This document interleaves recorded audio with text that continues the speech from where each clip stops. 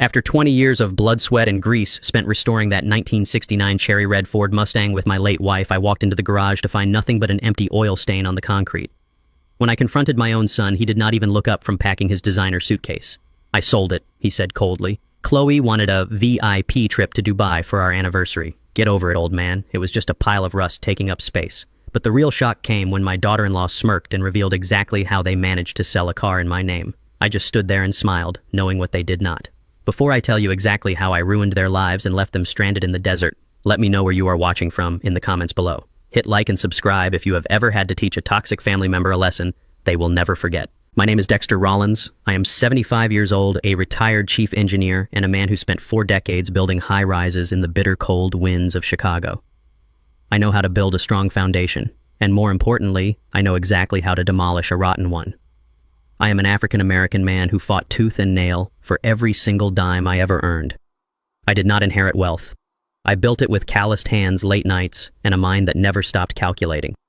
And everything I built for my family, for my late wife Vivian, and for our only son Kendrick. Vivian passed away exactly 1 year ago.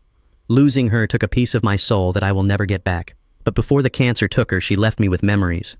Our greatest shared memory sat in my garage. It was a 1969 Ford Mustang. We found it in a scrapyard 30 years ago. It was nothing but rusted metal and broken dreams when we dragged it home. But Vivian saw its potential. For 2 decades, we spent our weekends in that garage. We rebuilt the V8 engine together. She picked out the perfect cherry red paint. She hand-stitched the tears in the original leather seats. That car was not just a vehicle. It was a metal capsule holding 20 years of our laughter, our arguments, our shared grease-stained hands, and our enduring love. That Tuesday morning began like any other. I woke up early, brewed a pot of strong black coffee, and walked out to the garage to polish the chrome bumpers. It was a ritual that made me feel close to Vivian. But when I opened the door, the garage was empty. I blinked, my mind refusing to process the vacant space. There was just a faint smell of exhaust and a small drop of oil on the gray concrete. Panic, sharp and icy, gripped my chest for a fraction of a second. I thought someone had broken in. I thought we had been robbed. I turned on my heel and marched back into the house, ready to dial the police. But as I stepped into the living room, the reality of the situation hit me harder than any home invasion ever could. My 42-year-old son Kendrick and his 38-year-old wife Chloe were standing in the middle of my living room. The floor was covered with open Louis Vuitton suitcases. Clothes, expensive swimwear, and designer shoes were scattered everywhere. Kendrick was folding a silk shirt, completely ignoring my presence. Chloe was staring at her phone, tapping her manicured nails against the screen, obsessing over her social media feed as usual. "Kendrick," I said, my voice thick with confusion and rising dread. "The Mustang is gone. Did you see someone in the driveway? Did you hear anything last night?" Kendrick did not flinch. He did not look surprised. He carefully placed his folded shirt into the suitcase, zipped it up, and finally looked at me. His eyes that looked so much like his mother's, were completely devoid of warmth. "I sold it," he said, his voice flat and unapologetic. The words hung in the air. The silence in the room became suffocating. I stared at him, waiting for the punchline, waiting for him to laugh and tell me he just moved it to the street to clean the garage. But his face remained entirely serious. "You sold it?" I repeated the syllables, feeling like ash in my mouth. "That was your mother's car." Kendrick rolled his eyes and let out a heavy, irritated sigh. "Dad, please do not start with the dramatic guilt trips. I sold it for $40,000 cash. Chloe has been stressed lately, and she really wanted to go to Dubai for our anniversary. We needed the funds to upgrade to first class and book a luxury suite. Get over it, old man. It was just a pile of rust taking up space in the garage." I felt the floor drop out from beneath me. The sheer disrespect, the absolute cruelty of his words paralyzed me. This was the boy I had carried on my shoulders. This was the young man whose college tuition I paid in full, whose credit card debts I quietly settled so his credit score would not be ruined. And here he stood telling me that his mother's legacy was a pile of rust traded away for a frivolous vacation. Chloe finally looked up from her phone. She pushed her designer sunglasses up onto her blonde hair and gave me a smile that made my blood boil. It was a smile full of pity and condescension. "Honestly, Dexter, you should be thanking us," she said, her voice dripping with fake sweetness. "You barely even drive anymore. Your eyesight is not what it used to be. It is dangerous for a man your age to be handling a classic car. We did you a favor. Plus, Dubai is going to look absolutely stunning on my Instagram feed. We booked a private desert safari. You would not understand. You are too old-fashioned." My grief instantly evaporated, replaced by the cold, calculating mind of an engineer. My sadness vanished, making way for a sharp, focused anger. "How did you sell it?" I asked, keeping my voice dangerously quiet. "The title is in a safe. The vehicle is registered in my name. No dealership or private buyer would touch that car without my legal signature on the transfer documents. Kendrick looked away suddenly, finding the floor very interesting. But Chloe did not look away. Her smirk widened into a triumphant grin. "Well, Dexter," she said, taking a step closer to me, "we know how much you have been struggling lately. You have been forgetting things, misplacing your keys, repeating stories. We were very concerned about your mental decline." I stared at her. I had never forgotten a single thing in my life. My mind was as sharp as a steel blade. I managed complex architectural blueprints every single day of my life. "We spoke to a doctor." Chloe continued picking up her leather handbag. "A very understanding doctor who agreed that you are showing early signs of severe senility. He wrote a nice little note for us. Based on that, we had a lawyer draft a medical power of attorney. You actually signed it yourself last week. Do you not remember? Oh, right, you are senile." She laughed, a high grating sound. "I had brought them documents to sign for the house insurance renewal last week. They must have slipped the power of attorney into the stack of papers. They had forged my consent. They had legally declared me incompetent. You helped me sign away my rights," I said, my voice barely above a whisper. "Someone has to manage your estate before you lose it all," Kendrick chimed in, defending his wife. "It is for your own good, Dad. You are not capable of making financial decisions anymore. The money from the car is already in our joint account. Do not try to call the police, or we will just show them the doctor's note and tell them you are having a paranoid episode. They will probably put you in a psychiatric ward." A horn honked outside. The black luxury SUV they had ordered for their airport transfer was idling in my driveway. Right on time, Chloe chirped, grabbing the handle of her suitcase. "Have a good week, Dexter. Try not to burn the house down while we are gone. I hired a nurse to come check on you on Thursday. Do not forget to take your vitamins." Kendrick grabbed his bags. He paused at the door, looking back at me for a fraction of a second. There was a flicker of guilt, quickly swallowed by his towering entitlement. "See you when we get back, Dad. Just relax." They walked out the front door. I stood perfectly still in my living room, listening to the heavy thud of the front door closing. I heard the trunk of the SUV slam shut. I heard the engine rev, and I listened as the tires rolled down the driveway, taking my son and his manipulative wife away to the airport. I did not scream. I did not throw anything against the wall. I did not collapse in a puddle of tears. I walked over to the window and watched their car disappear down the street. They thought they had outsmarted me. They thought I was just a tired, broken old black man who would sit in his rocking chair and accept defeat. They thought they had drained me of the only valuable thing I had left. They had absolutely no idea who they were dealing with. They believed I was living off a modest pension. They believed the house and the car were my only assets. They did not know about the commercial real estate portfolio. They did not know about the offshore accounts. They did not know about the millions of dollars I had quietly amassed and hidden behind corporate trusts over the last 40 years. And most importantly, they did not know that my late wife Vivian was even smarter than I was. My phone vibrated in my pocket. I slowly pulled it out. The caller ID showed a number I recognized immediately. It was Vince Romano, the owner of the largest high-end classic car dealership in the state. He was a man who respected the hustle, a man who respected me. I answered the call, my voice steady and cold. "Hello, Vince." "Mr. Rollins." Vince said, his thick Italian accent sounding breathless and panicked over the line. "I am so sorry to bother you so early. I need you to come down to my showroom right this second. What is it?" "Vince?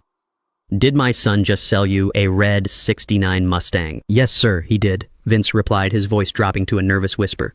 "He had all the paperwork, the power of attorney, the title. I thought you authorized it. I swear to God I thought you knew. But Mr. Rollins, that is not why I am calling. Then why are you calling Vince?" "My detail guys were vacuuming the interior," Vince explained. "They were cleaning under the passenger seat. Mr. Rollins, they found a hidden compartment bolted to the floorboard, a biometric lockbox. We could not open it. But there is a sticky note attached to the top of it. It has your name on it, and it is in your wife's handwriting. Sir, your wife left something inside that car. You need to get here right away." I ended the call. The silence in the house felt different now. It was no longer the silence of a victim. It was the silence before a storm. Kendrick and Chloe thought they were flying to a luxurious paradise in the Middle East. They thought they had stolen my past to fund their future. But as I grabbed my keys and walked out the door, I made a silent promise to Vivian. I was going to let them land in Dubai. I was going to let them check into their 5-star resort. And then I was going to cut the financial cord and leave them stranded in the burning desert thousands of miles away from home with absolutely nothing. The game had just begun. The silence in my house was absolute. It was not the peaceful silence of a Sunday morning. It was the heavy, suffocating silence of a structure that had just sustained critical damage. I walked back into the living room and looked at the empty space where their designer suitcases had been resting just minutes ago. My son Kendrick and his wife Chloe were gone. They were on their way to the airport, heading to Dubai on a luxury vacation funded by my stolen memories. For 40 years, I worked as a chief engineer in Chicago. My job was to look at a skyscraper and know exactly where the stress points were. I knew how to spot a crack in the foundation before it brought the whole building down. Today, my own family was the crumbling foundation. I did not sit down and weep. I did not pour myself a drink to numb the pain. I stood in the middle of my living room and let my mind shift gears. Grief is a luxury you can afford when the danger has passed. Right now, I was in the middle of a collapse and I needed to assess the damage. My cell phone vibrated in my pocket. The sudden noise was sharp in the quiet house. I pulled it out and looked at the screen. The caller ID showed the name Vince Romano. Vince was a 55-year-old Italian-American businessman who owned the most prestigious classic car dealership in the state. He was a man who respected hard work and authenticity. He and I had shared many cups of coffee over the years, talking about classic engines and the beauty of restoring old machines. I answered the call and pressed the phone to my ear. "Hello, Vince," I said, keeping my voice perfectly level. "Mr. Rollins," Vince replied. His voice was frantic. The usual smooth confidence of a seasoned car dealer was completely gone. He sounded like a man who had just stepped on a landmine. "I am so sorry to bother you so early, sir. I need you to come down to my showroom right this second." "What is it, Vince?" I asked. "Did my son just sell you a red 1969 Mustang?" "Yes, sir, he did," Vince replied, his words tumbling out in a rush. "He had all the paperwork. He had the title and a medical power of attorney. I thought you authorized it, Mr. Rollins. I swear to God I thought you knew about the sale. I would never take advantage of you." I told him to calm down. I knew Vince was an honest man. Kendrick and Chloe had forged a medical document claiming I was senile. They had the legal cover to fool anyone. I told Vince I did not blame him for the transaction. "Then why are you calling me Vince?" I asked. "My detail guys were vacuuming the interior," Vince explained. His voice dropped to a nervous whisper. They were cleaning under the passenger seat, getting it ready for the showroom floor. "Mr. Rollins, they found a hidden compartment bolted directly to the floorboard. It is a small lockbox with a biometric fingerprint scanner. We could not open it without breaking it. But there is a sticky note attached right to the top of it. It has your name on it, Mr. Rollins, and it is in your wife's handwriting. Sir, your wife left something inside that car. You need to get down here right away." I ended the call and slipped the phone back into my pocket. My heart, which had been beating with a slow and steady anger, suddenly skipped a beat. Vivian, my beautiful, brilliant Vivian, had left something behind. She passed away from cancer exactly 1 year ago. In her final months, she was weak and frail, but her mind remained sharper than anyone else I knew. She handled our private affairs with unmatched precision. Why would she install a biometric lockbox in the Mustang? Why would she hide it under the passenger seat where she always sat during our Sunday drives? I grabbed my keys from the kitchen counter and walked out the front door. I got into my daily driver, an unassuming black sedan, and started the engine. As I pulled out of my driveway and headed toward the commercial district, my engineer brain shifted into maximum overdrive. I bypassed the sorrow completely. Emotion clouds judgment, and right now, I needed absolute clarity. I thought back to Vivian's final days in the hospice. Chloe and Kendrick were always hovering around her room. They claimed they wanted to spend precious time with her. But I always caught Chloe looking through our mail or asking subtle questions about Vivian's life insurance policies. Vivian never trusted Chloe. My wife had an instinct for spotting people who were rotten on the inside. She warned me once that Chloe was a parasite feeding on Kendrick's insecurities. I thought Vivian was just being protective of her only son. I never imagined Chloe was actually plotting to steal our entire lives. The drive to the dealership felt like it took hours, even though it was only 20 minutes away. I watched the city streets pass by my window. People were drinking coffee, walking their dogs, and living their normal lives. They had no idea that a 75-year-old African-American man was driving right past them, preparing to dismantle his own son's life piece by piece. I gripped the steering wheel tightly. Kendrick had always taken the easy way out. I paid for his college tuition so he would not have student loans. I bailed him out when he made bad investments in his 20s. I wanted to give him the head start that I never had. I grew up with nothing and built an empire through sweat and concrete. I thought shielding my son from the harsh realities of the world would make him a better man. Instead, it made him weak. And when he married Chloe, that weakness mutated into entitlement. They thought I was just a tired old man living on a fixed pension. They had no idea about the commercial real estate portfolio I had quietly built over the decades. They had no idea about the millions I had stashed in secure trusts. Vivian knew, though. She managed the books, she knew our true net worth, and she knew that if Kendrick and Chloe ever found out, they would circle us like vultures. Vivian hid something from me for a reason. She knew my temper. She knew that if I found out about a betrayal while she was still alive, I would have destroyed Kendrick immediately. She hid that box so I would find it only when the time was right, and that time was today. I pulled into the large parking lot of Romano Classic Motors. The building was a massive glass and steel structure housing millions of dollars worth of automotive history. Inside, there were vintage Cadillacs, restored Chevrolets, and pristine European sports cars. But I only cared about one vehicle today. I parked my sedan and walked through the heavy glass doors of the showroom. The receptionist recognized me immediately and pointed toward the private detailing bays in the back of the building. I walked past the gleaming cars, my footsteps echoing on the polished concrete floor. Vince was standing outside, detailing bay number 4. He was pacing back and forth, running a hand through his graying hair. When he saw me, he rushed forward and extended his hand. "Mr. Rollins, I am so glad you got here fast," Vince said, shaking my hand firmly. I ordered my guys to step away from the vehicle as soon as I saw the note. Nobody has touched it since. "I appreciate your discretion, Vince," I said, keeping my posture completely straight. "Where is she?" Vince led me into the brightly lit bay, and there she was, my 1969 cherry red Ford Mustang. The paint was gleaming under the fluorescent lights. The chrome bumpers shined like mirrors. Seeing the car again sent a sharp pang of memory through my chest. I remembered Vivian laughing in the passenger seat with the windows down and the radio playing classic soul music. I pushed the memory aside and focused on the task at hand. Vince opened the passenger side door. He pointed to a section of the carpet that had been carefully pulled back. I kneeled down and looked under the seat. Bolted directly into the heavy steel chassis of the car was a sleek black metal box. It was a high-grade biometric safe, the kind of safe you use to store diamonds or highly sensitive corporate documents. I ran my fingers over the cold metal, examining the installation. The bolts were industrial grade. The wiring for the scanner was spliced seamlessly into the car battery line so it would never lose power. It was an engineering masterpiece. Vivian must have hired a specialist to install it while I was away on business trips. It was perfectly concealed.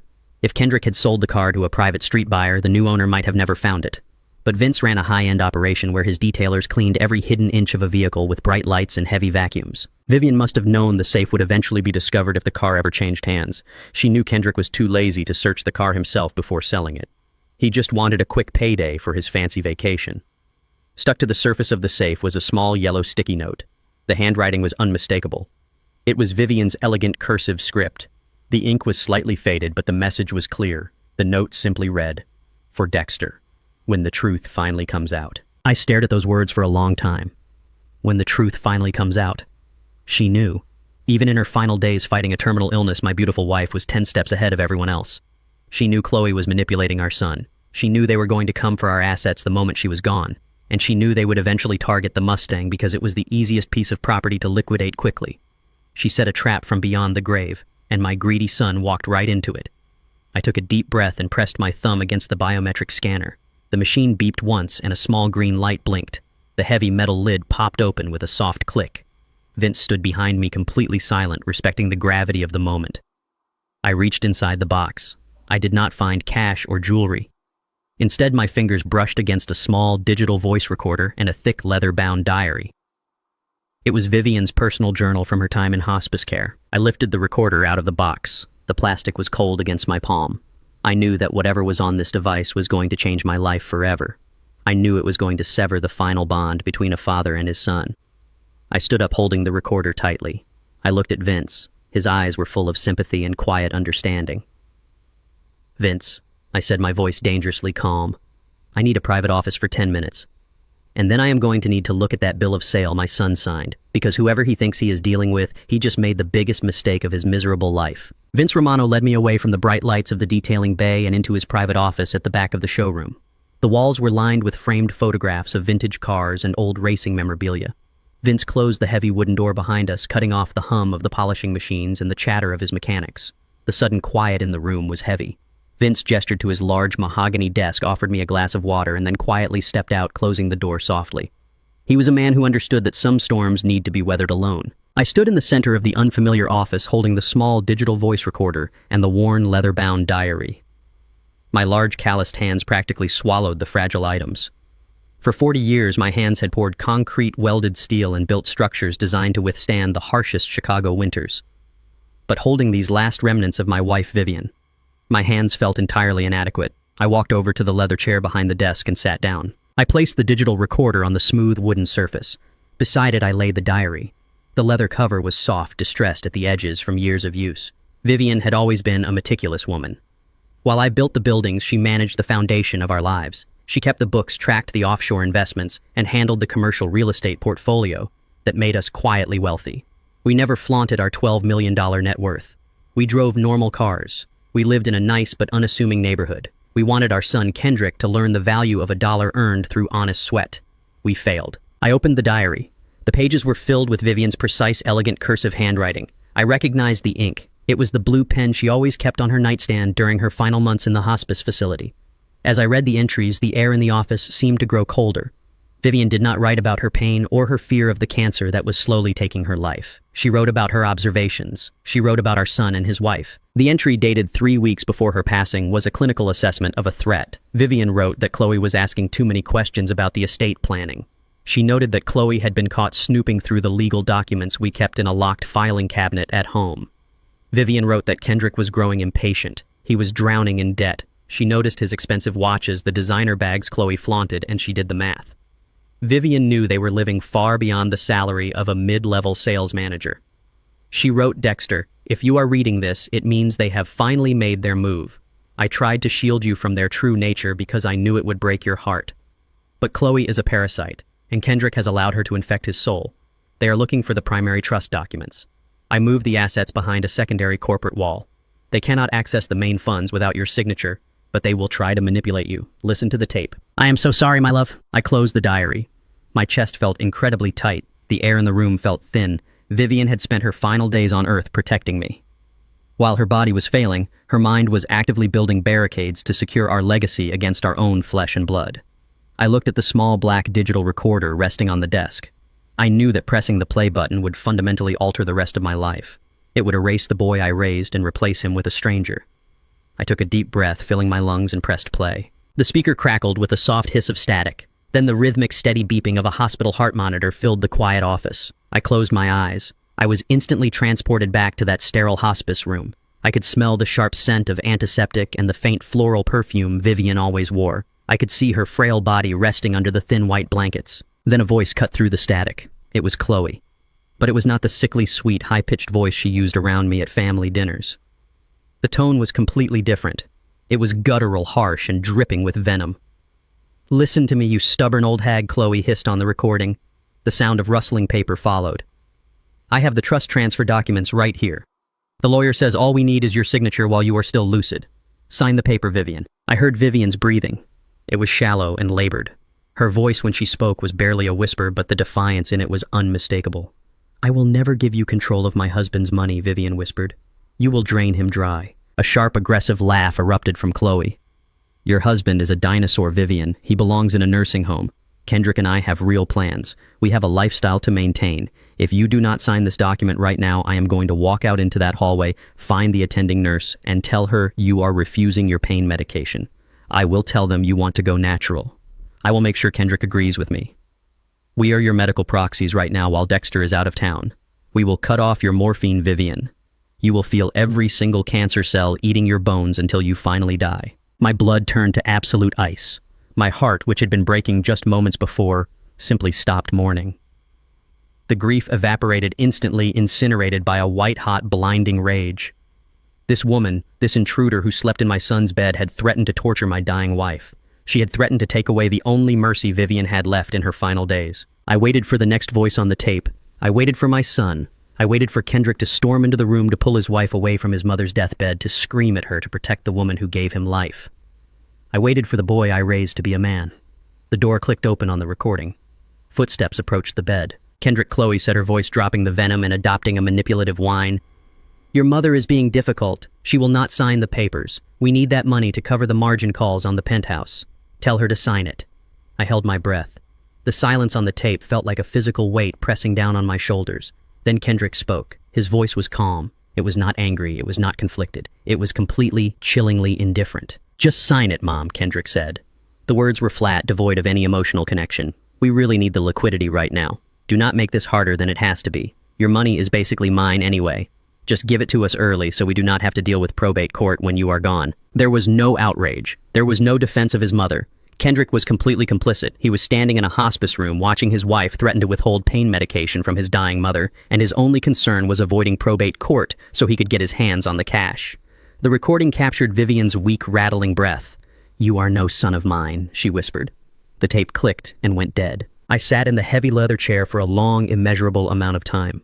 The silence in Vince Romano's office rushed back in, but it felt entirely different now. The world had shifted on its axis. 42 years ago, I held a tiny, crying baby boy in the maternity ward of a Chicago hospital. I promised the universe I would protect him, guide him, and give him a life better than the poverty I had known. I poured every ounce of my soul into raising a strong, honorable man. I had failed. I had not raised a man, I had raised a parasite, and that parasite had brought a predator into my home. They had tormented the woman I loved in her darkest, most vulnerable hour. They had looked at my wife's terminal illness not as a tragedy, but as a financial opportunity. And earlier this very morning, they had looked me in the eye, called me a senile old man, and sold Vivian's prized possession to fund a luxury vacation in Dubai. They thought they had won. They thought they had successfully manipulated the system, forged the documents, and secured their luxurious future. They believed they were flying toward a desert paradise, leaving a broken, confused old man behind in the dust. I slowly reached out and picked up the digital recorder. I slipped it into the inner pocket of my jacket.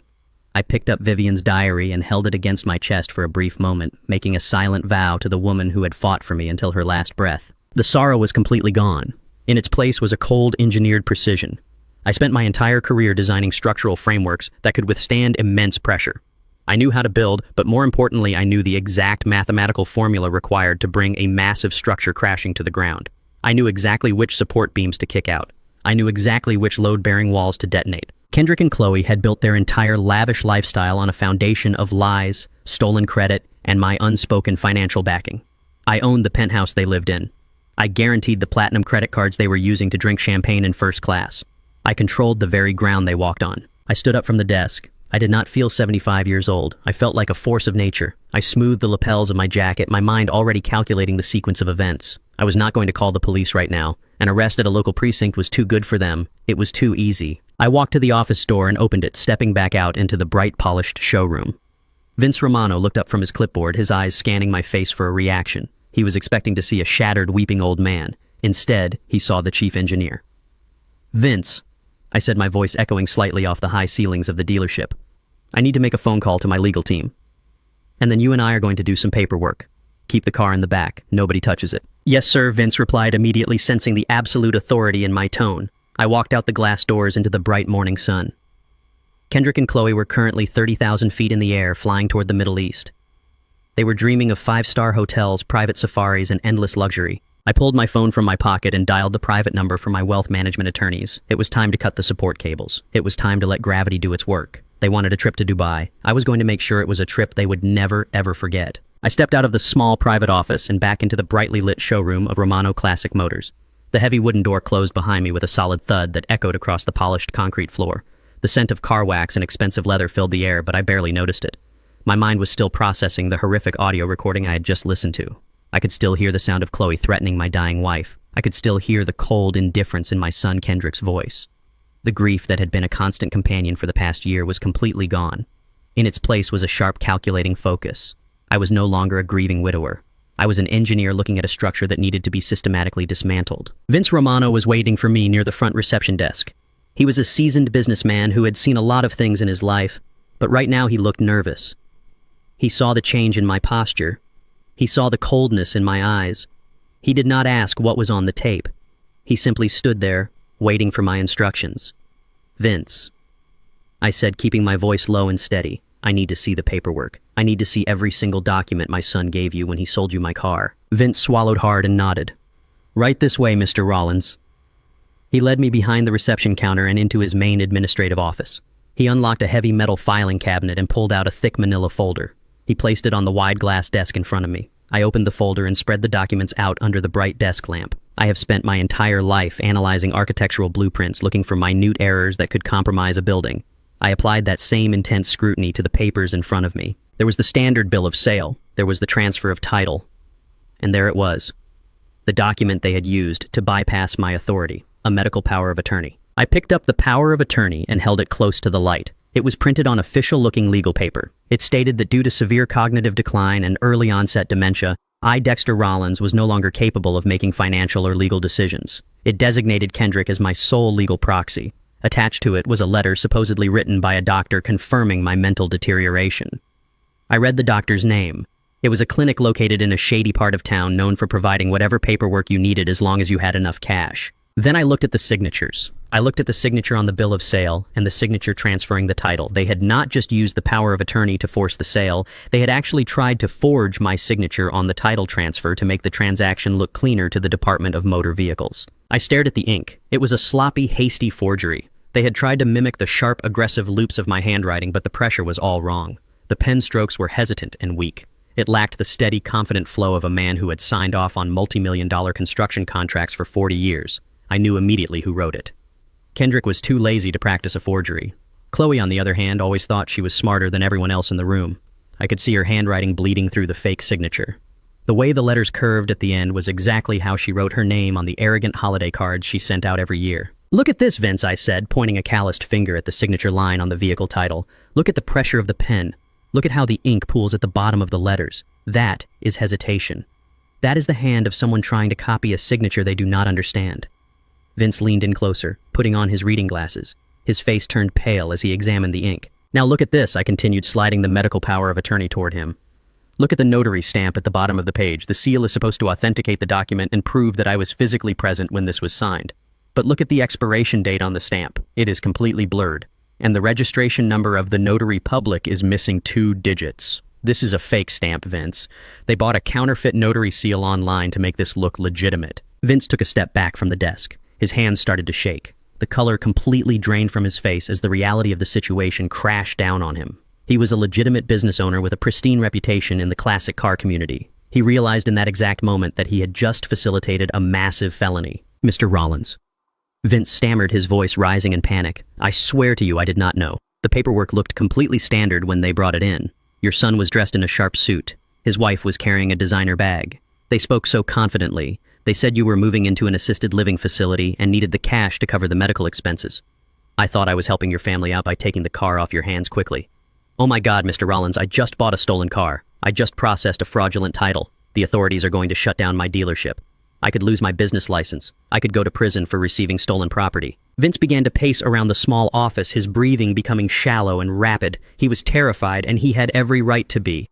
Grand theft auto is a serious crime, but when you involve forged legal documents, fake notary stamps, and the exploitation of a senior citizen, it becomes a federal nightmare. I watched him panic for a few seconds before I decided to step in. I needed Vince on my side. I needed him to be calm and collected because he was now a key witness in the destruction of my son. "Vince," I said, my voice cutting through his panic like a sharp knife. "Stop pacing. Look at me." Vince stopped and looked at me, his chest heaving. "I am not going to let you lose your dealership," I told him. "You are an honest man who got conned by 2 very professional predators. You are a victim in this transaction just like I am. I am not going to call the police and tell them you knowingly bought a stolen car, but I need you to listen to me very carefully." I reached into the inner pocket of my tailored jacket and pulled out my personal checkbook. It was not a standard pension checking account. It was the primary checkbook for one of my commercial holding companies. I clicked my pen and flattened the checkbook on his glass desk. "How much did you pay my son for the Mustang?" I asked. $40,000, Vince replied, his voice trembling. "I wired the funds directly into their joint account just 2 hours ago. They said they needed the liquidity immediately." I nodded. I knew the car was worth at least $80,000 in the current collector market. Kendrick had sold it for half its value just so he and his greedy wife could afford a luxury vacation in Dubai. The sheer stupidity of their greed was astounding. I began to write on the check. I filled out the date. I wrote the name Romano Classic Motors on the payee line. Then I moved to the amount box. I did not write $40,000. I wrote $100,000. I signed my actual signature at the bottom, bold and unmistakable. I tore the check from the booklet and tossed it across the desk toward Vince. Vince looked down at the piece of paper. His eyes widened in absolute shock when he read the amount. $100,000. "Mr. Rollins," Vince whispered, staring at the check as if it were a mirage. "I do not understand. You do not owe me this. The car is yours. I will give it back to you right now. I will eat the $40,000 loss. Just please do not let the police take my business." "Keep the change, Vince," I said, looking him dead in the eye. "You paid $40,000 to my son. This check reimburses you for that loss and gives you a $60,000 bonus. The car stays here in your secure garage until I say otherwise. Consider that money a premium storage fee. But more importantly, consider it payment for your absolute silence and your total cooperation." Vince looked up from the check. He swallowed hard. "Cooperation for what, Mr. Rollins?" "You are going to help me nail them," I said, my voice dropping to a low, dangerous pitch. "You are going to make copies of every single piece of paper they gave you. You are going to pull the security camera footage from your showroom, showing them presenting these forged documents. And you are going to hand all of it over to my private legal team." Vince nodded eagerly, clutching the check in his hand. "Yes, sir. Absolutely. Anything you need. But should we not call the local police right now? We could have them arrested before they even leave the city." I shook my head. "No. Local police means local courts. Local courts mean bail hearings and plea deals and slap-on-the-wrist probation sentences for first-time offenders. That is not good enough for what they did to my wife. I leaned over the desk, placing my hands flat on the glass. I needed Vince to understand the absolute gravity of the trap I was building. What my son and his wife did today was not a simple family dispute, Vince, I explained, laying out the legal reality. By using a forged medical power of attorney to sell a vehicle, they committed grand theft auto. By faking a notary stamp on a state document, they committed forgery and identity theft. And by having you wire that $40,000 across state lines into their bank account, they just elevated this entire situation to federal wire fraud. Vince stared at me, his jaw slightly open as he processed the magnitude of the crimes. They are currently on a plane heading to Dubai, I continued. They think they have won. They think they are untouchable. I am going to let them land in that desert. I am going to let them walk into their 5-star hotel, and then I'm going to freeze every single financial asset they have. I am going to leave them stranded in a foreign country with absolutely nothing. And while they are begging for mercy in the desert, my lawyers will be handing this federal case over to the Federal Bureau of Investigation. I picked up the forged power of attorney and carefully placed it back into the manila folder. I closed the folder and handed it to Vince. When they finally manage to crawl back to the United States, there will not be a local police officer waiting for them, I said. There will be federal agents waiting at the airport gate with handcuffs. They are going to federal prison, Vince. And your security footage is going to be the final nail in their coffin. Vince Romano stood up straight. The panic had completely left his body, replaced by a profound respect and a healthy dose of fear. He carefully took the folder and locked it back inside his filing cabinet. I will get the security footage backed up onto a secure drive right now, Mr. Rollins, Vince said, his voice firm and resolute. Nobody will know a thing until you are ready to drop the hammer. Thank you, Vince, I said. I turned around and walked out of the office. I walked past the cherry red Mustang resting under the bright lights of the detailing bay. I did not feel sad looking at it anymore. The car had served its purpose. It had delivered Vivian's final message. It had given me the keys to destroy the parasites that had invaded my family. I pushed open the heavy glass doors of the dealership and stepped out into the crisp morning air. I walked to my black sedan, unlocked the door, and got inside. I sat behind the steering wheel for a moment, watching the traffic flow by on the busy street. Kendrick and Chloe were in the sky right now, drinking complimentary champagne and laughing about how easily they had fooled the old man. I pulled my phone out of my pocket and dialed the private number for my elite wealth management team. It was time to access the hidden empire. It was time to start freezing accounts and cutting the financial lifelines. They wanted a luxury vacation in Dubai. I was going to make sure it was the most expensive, excruciating nightmare they would ever experience. The destruction of Kendrick and Chloe had officially begun. I drove away from Romano Classic Motors with a clarity I had not felt in 12 months. The heavy, suffocating fog of grief that had wrapped around my chest since Vivian passed away was entirely gone. In its place was a cold and calculating focus, the kind of focus I used to have when I stood on the edge of a 60-story steel framework with the freezing wind of Lake Michigan whipping across my face. I navigated my unassuming black sedan through the busy city streets, blending in perfectly with the morning traffic. To anyone looking at me, I was just another tired 75-year-old African-American man driving a practical car on his way to the grocery store or the pharmacy. A senior citizen living on a fixed income, quietly waiting for the clock to run out. That was exactly what my son Kendrick believed. That was exactly what his greedy wife Chloe banked on. They looked at my modest 3-bedroom home, my practical clothes, and my quiet demeanor, and they saw weakness. They saw a man who had worked his whole life just to survive and who was now slipping into the helpless fog of senility. They thought they had squeezed the last drops of value out of me by forging my signature and selling my beautiful 1969 Mustang for $40,000. They thought they were leaving a broke, confused old man behind as they flew off to their luxurious vacation in Dubai. They were so incredibly wrong.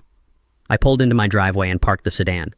I walked up to the front door, turned the key, and stepped inside the quiet house. I locked the deadbolt behind me and activated the home security system. The house was exactly as they had left it. There was a coffee mug sitting in the sink and a discarded clothing tag on the living room floor. I ignored the mess and walked straight down the hallway toward my private study at the back of the house. I closed the heavy oak door of the study and locked it. I walked over to the large bookshelf that covered the far wall. The shelves were filled with old engineering manuals, architecture books, and history volumes. I reached behind a thick encyclopedia on the third shelf and pressed a hidden latch. The bookshelf clicked and swung open silently on hidden hinges, revealing a small reinforced steel safe embedded directly into the foundation of the house. I placed my thumb on the biometric scanner. The light flashed green and the heavy steel door popped open. I reached inside and pulled out a thick, encrypted, matte black laptop. It was not connected to the public home internet. It operated on a secure private network. I carried the laptop to my solid oak desk, sat down in my leather chair, and booted it up. As the screen glowed to life, illuminating my face in the dim room, I thought about the journey that had brought me to this exact moment. I thought about the 1970s in Chicago. Being a young black engineer in those days was not just a job, it was a daily war. I had to be twice as smart and work 3 times as hard just to be allowed in the room. I spent decades walking on active construction sites, breathing in concrete dust and diesel fumes, managing crews of men who initially did not want to take orders from someone who looked like me. But I earned their respect through sheer competence and unbreakable grit. I made a very good salary as a chief engineer, but I never bought flashy cars or expensive watches. Vivian and I had a different vision. Vivian was a genius with numbers. While I was out building high-rises, she was at home studying the real estate market. She knew that true wealth was not what you wore on your wrist or what you parked in your driveway. True wealth was silent. True wealth was owning the land beneath the buildings. In the late 1980s, we took our savings and bought a small rundown commercial lot on the south side of the city. We held on to it until the neighborhood was gentrified and then sold it for 10 times what we paid. We took that money and bought a small strip mall, then an office building, then a series of high-end residential complexes. Vivian set up a complex web of corporate trusts and limited liability companies. On paper, Dexter and Vivian Rollins were just a retired engineer and a former school teacher. But behind the corporate veil, we were a completely different entity. I typed my complex alphanumeric password into the laptop and pressed enter. The screen loaded into my private wealth management portal. I stared at the numbers glowing on the screen. The total net worth sitting across various diversified portfolios, offshore accounts, and commercial real estate holdings was over $12 million. $12 million. Built off calloused hands, late nights, and decades of financial discipline. We kept this a secret from Kendrick for a reason. We wanted him to have the hunger that we had. We wanted him to build his own legacy. I paid for his education so he would not start his life in debt, but after that, I wanted him to fly on his own. I wanted him to understand the value of a hard-earned dollar. But Kendrick never inherited my grit, and he certainly never inherited his mother's brilliant mind. He only wanted the reward without the sacrifice. And when he met Chloe, that entitlement exploded into full-blown delusion.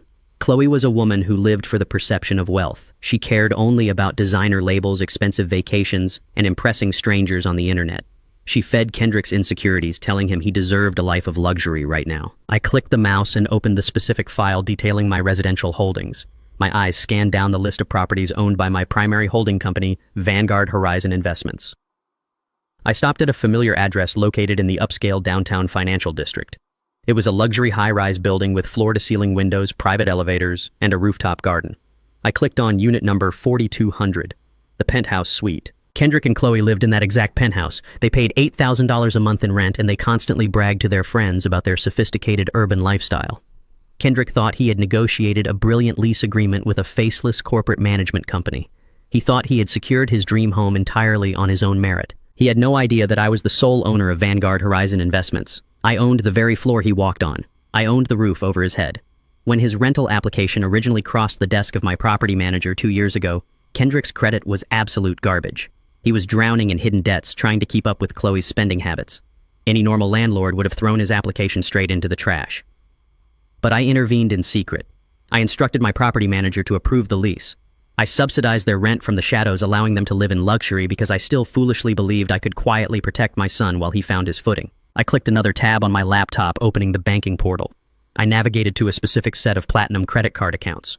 Kendrick and Chloe were currently using these exact cards to fund their extravagant lifestyle.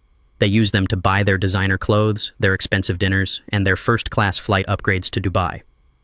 Chloe proudly carried that heavy metal card in her purse, believing it was a symbol of her high status. But Kendrick's income as a mid-level sales manager could never qualify him for an unlimited platinum card. Once again, I had stepped into the shadows to protect him. I was the silent guarantor on every single one of those accounts. My $12 million corporate portfolio was the only reason the bank allowed them to swipe that card. They were living a beautiful, glamorous lie, and I was the one quietly paying the invisible toll. I leaned back in my heavy leather chair and steepled my fingers, staring at the glowing screen. The sheer irony of the situation washed over me. My son and his wife had stood in my living room just a few hours ago, calling me a senile, useless old man. They had forged my signature on a medical document to steal $40,000 from me because they thought it was the only money I had left to give. They had threatened my dying wife to try and get their hands on a few $1,000s in a checking account. They thought they had squeezed the stone dry. They thought they had won. They were currently soaring over the Atlantic Ocean, posting pictures of their champagne glasses to social media, believing they had successfully discarded a helpless old fool. They had absolutely no idea that the helpless old fool they left behind controlled every single aspect of their financial existence. I reached into my pocket and pulled out the small digital voice recorder I had retrieved from the Mustang. I placed it gently on the desk next to the laptop. I looked at it, remembering Vivian's final rattling breaths and the cruel, venomous words Chloe had spit at her. I remembered Kendrick telling his dying mother that her money was basically his anyway. The last remaining shred of paternal hesitation vanished from my heart. I did not feel sorrow for what I was about to do. I only felt a cold, righteous sense of duty. Vivian had hidden the truth from me because she knew that if I heard that tape while she was alive, I would have destroyed them immediately, causing a massive family explosion during her final peaceful days. She waited. She allowed me to grieve her passing for a full year. And then she delivered the truth right when I needed it most. I placed my hands on the laptop keyboard. The trap was already set. The walls were already built around them. They had walked directly into the center of the cage. All I had to do now was lock the door and turn off the lights. I was not going to call the police right now. I was not going to stop their flight or have them arrested before they tasted the luxury they were so desperate for. No, I wanted them to land in Dubai. I wanted them to walk into the glittering lobby of their 5-star desert resort smelling of expensive perfume and unearned arrogance. I wanted them to feel like they were on top of the world. And then I was going to cut the cables. I was going to log into this portal and freeze every single credit card in their wallets. I was going to contact my property manager and instantly terminate their penthouse lease for breach of contract, evicting them onto the street. I was going to completely sever the invisible financial umbilical cord that had kept them alive for the past decade. I stared at the screen, a slow, dark smile spreading across my face. Let them fly, I whispered to the empty room. Let them enjoy the view from the sky. Because the fall back down to earth is going to break every single bone in their arrogant bodies. I closed my encrypted laptop and locked the heavy steel safe hidden behind the bookshelf in my study. The digital voice recorder and the thick manila folder containing the forged documents were tucked securely into my leather briefcase. I walked out of my house and got back into my unassuming black sedan. It was time to visit my legal team. I drove downtown toward the towering glass and steel structures that dominated the Chicago skyline. I had helped build several of those massive buildings during my long career. I knew the exact weight their steel columns could support. I knew the materials hidden inside their concrete walls. Now I was heading into one of those very skyscrapers to permanently tear down the false reality my son and his wife had built. My destination was the top floor of a highly prestigious commercial building. It housed the offices of Pierce & Associates, which was an elite private wealth management and corporate law firm. I had retained the lead partner Jonathan Pierce over 30 years ago when Vivian and I bought our very first commercial property. Jonathan was a brilliant legal shark in a tailored suit. He handled complex corporate litigation, international trust funds, and federal tax law for high-net-worth clients. He did not normally deal with petty family squabbles, but what my son and his wife had done was no longer a simple family issue. It was a massive and coordinated federal crime. I stepped off the private elevator and walked past the sleek marble reception desk. The receptionist greeted me by name and immediately escorted me to the main conference room at the end of the hall. Jonathan was waiting for me. He was a tall, sharp-featured man with silver hair and a demeanor that commanded absolute respect in any courtroom. He poured me a cup of black coffee and sat across from me at the long mahogany table. He immediately noticed the rigid posture of my shoulders and the cold, dead expression in my eyes. He asked me what was wrong. I did not waste any time with pleasantries or small talk. I opened my briefcase and laid the forged medical power of attorney flat on the table. Then I placed the fraudulent bill of sale for the 1969 Mustang right next to it. Finally, I set the small digital voice recorder in the dead center of the mahogany table. I told Jonathan that my 42-year-old son Kendrick and his wife Chloe had forged a medical document claiming I was suffering from severe senility. I told him they used a fake notary stamp to illegally sell my classic car and steal $40,000 to fund a luxury anniversary trip to Dubai. Jonathan leaned forward, his eyes narrowing as he carefully examined the forged signatures. His brilliant legal mind immediately began to categorize the felonies. He pointed out the clear evidence of wire fraud, grand theft auto, and felony elder financial abuse. He told me we had them dead to rights. But I told him that was only the beginning. I reached over and pressed the play button on the digital recorder. The silent conference room suddenly filled with the static hiss of the recording, followed by the rhythmic and steady beeping of a heart monitor. Jonathan sat perfectly still as Chloe's vicious voice echoed off the glass walls of the room. He listened to her brutally threaten to withhold pain medication from my dying wife Vivian. He listened to Kendrick, my own flesh and blood, tell his mother to just sign the trust transfer because her money was basically his anyway. When the tape clicked off, the silence in the room was absolute and suffocating. Jonathan closed his eyes for a brief moment, rubbing his temples. When he opened his eyes, they were filled with a cold, professional fury. He looked at me and stated that this was no longer just a civil matter of stolen property. It was extortion. It was extreme elder abuse. It was a federal nightmare. Jonathan immediately picked up his desk phone and called in two of his senior criminal defense partners. When the two experienced lawyers entered the room and reviewed the forged paperwork and the audio transcript, the consensus among them was unanimous. They told me we needed to contact the Federal Bureau of Investigation right this second. They explained that because the stolen funds were wired across state lines and the fraudulent documents crossed federal banking jurisdictions, this was instantly a federal case. The senior criminal lawyer checked his watch. He calculated that Kendrick and Chloe's luxury flight to Dubai was likely still somewhere over the Atlantic Ocean. He looked at me and said if we called the federal authorities right now, we could have their flight intercepted. We could have federal agents waiting at the gate when they landed for their connection. Or we could have them arrested by international authorities the exact second their feet touched the ground in the United Arab Emirates. The lawyers were fired up. They wanted to drop the hammer immediately and show absolutely no mercy. I sat back in my heavy leather chair and took a slow, deliberate sip of my black coffee. I looked at the three highly paid lawyers sitting across from me, ready to unleash the full force of the United States justice system on my command. I shook my head slowly. No, I told them. My voice was completely calm and devoid of any panic. We are not going to stop their flight. We are not going to have them arrested before they reach their luxurious destination. Jonathan looked at me deeply confused. He reminded me that they had stolen $40,000 and had emotionally tortured my dying wife in her final hours. He said they needed to be placed behind bars immediately before they could spend another dime. I placed my coffee cup down and leaned forward, resting my calloused hands on the polished mahogany table. I explained my reasoning to them using the strict logic of a structural engineer. I told them that if you demolish a building too early, the dust settles too quickly and the impact is minimal. Kendrick and Chloe thought they had won the ultimate prize. They were currently sitting in first class drinking expensive champagne and posting arrogant pictures on social media. They believed they were brilliant, untouchable masterminds who had successfully outsmarted a helpless and senile old black man. Arresting them mid-flight would just be a sudden shock. They would play the victims. They would cry and claim it was a massive misunderstanding. I did not want a simple arrest.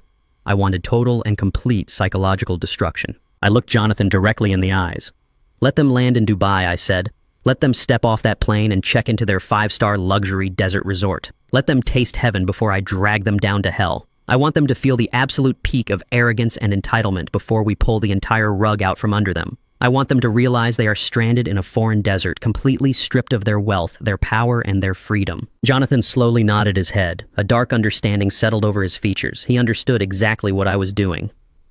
It was a calculated, cold-blooded execution of absolute justice. I told the legal team to proceed with filing the criminal reports, but to do it quietly and entirely behind the scenes. I wanted the Federal Bureau of Investigation and the district attorney fully briefed and armed with every single piece of evidence. I wanted the federal arrest warrants drafted, signed, and waiting silently in the national system.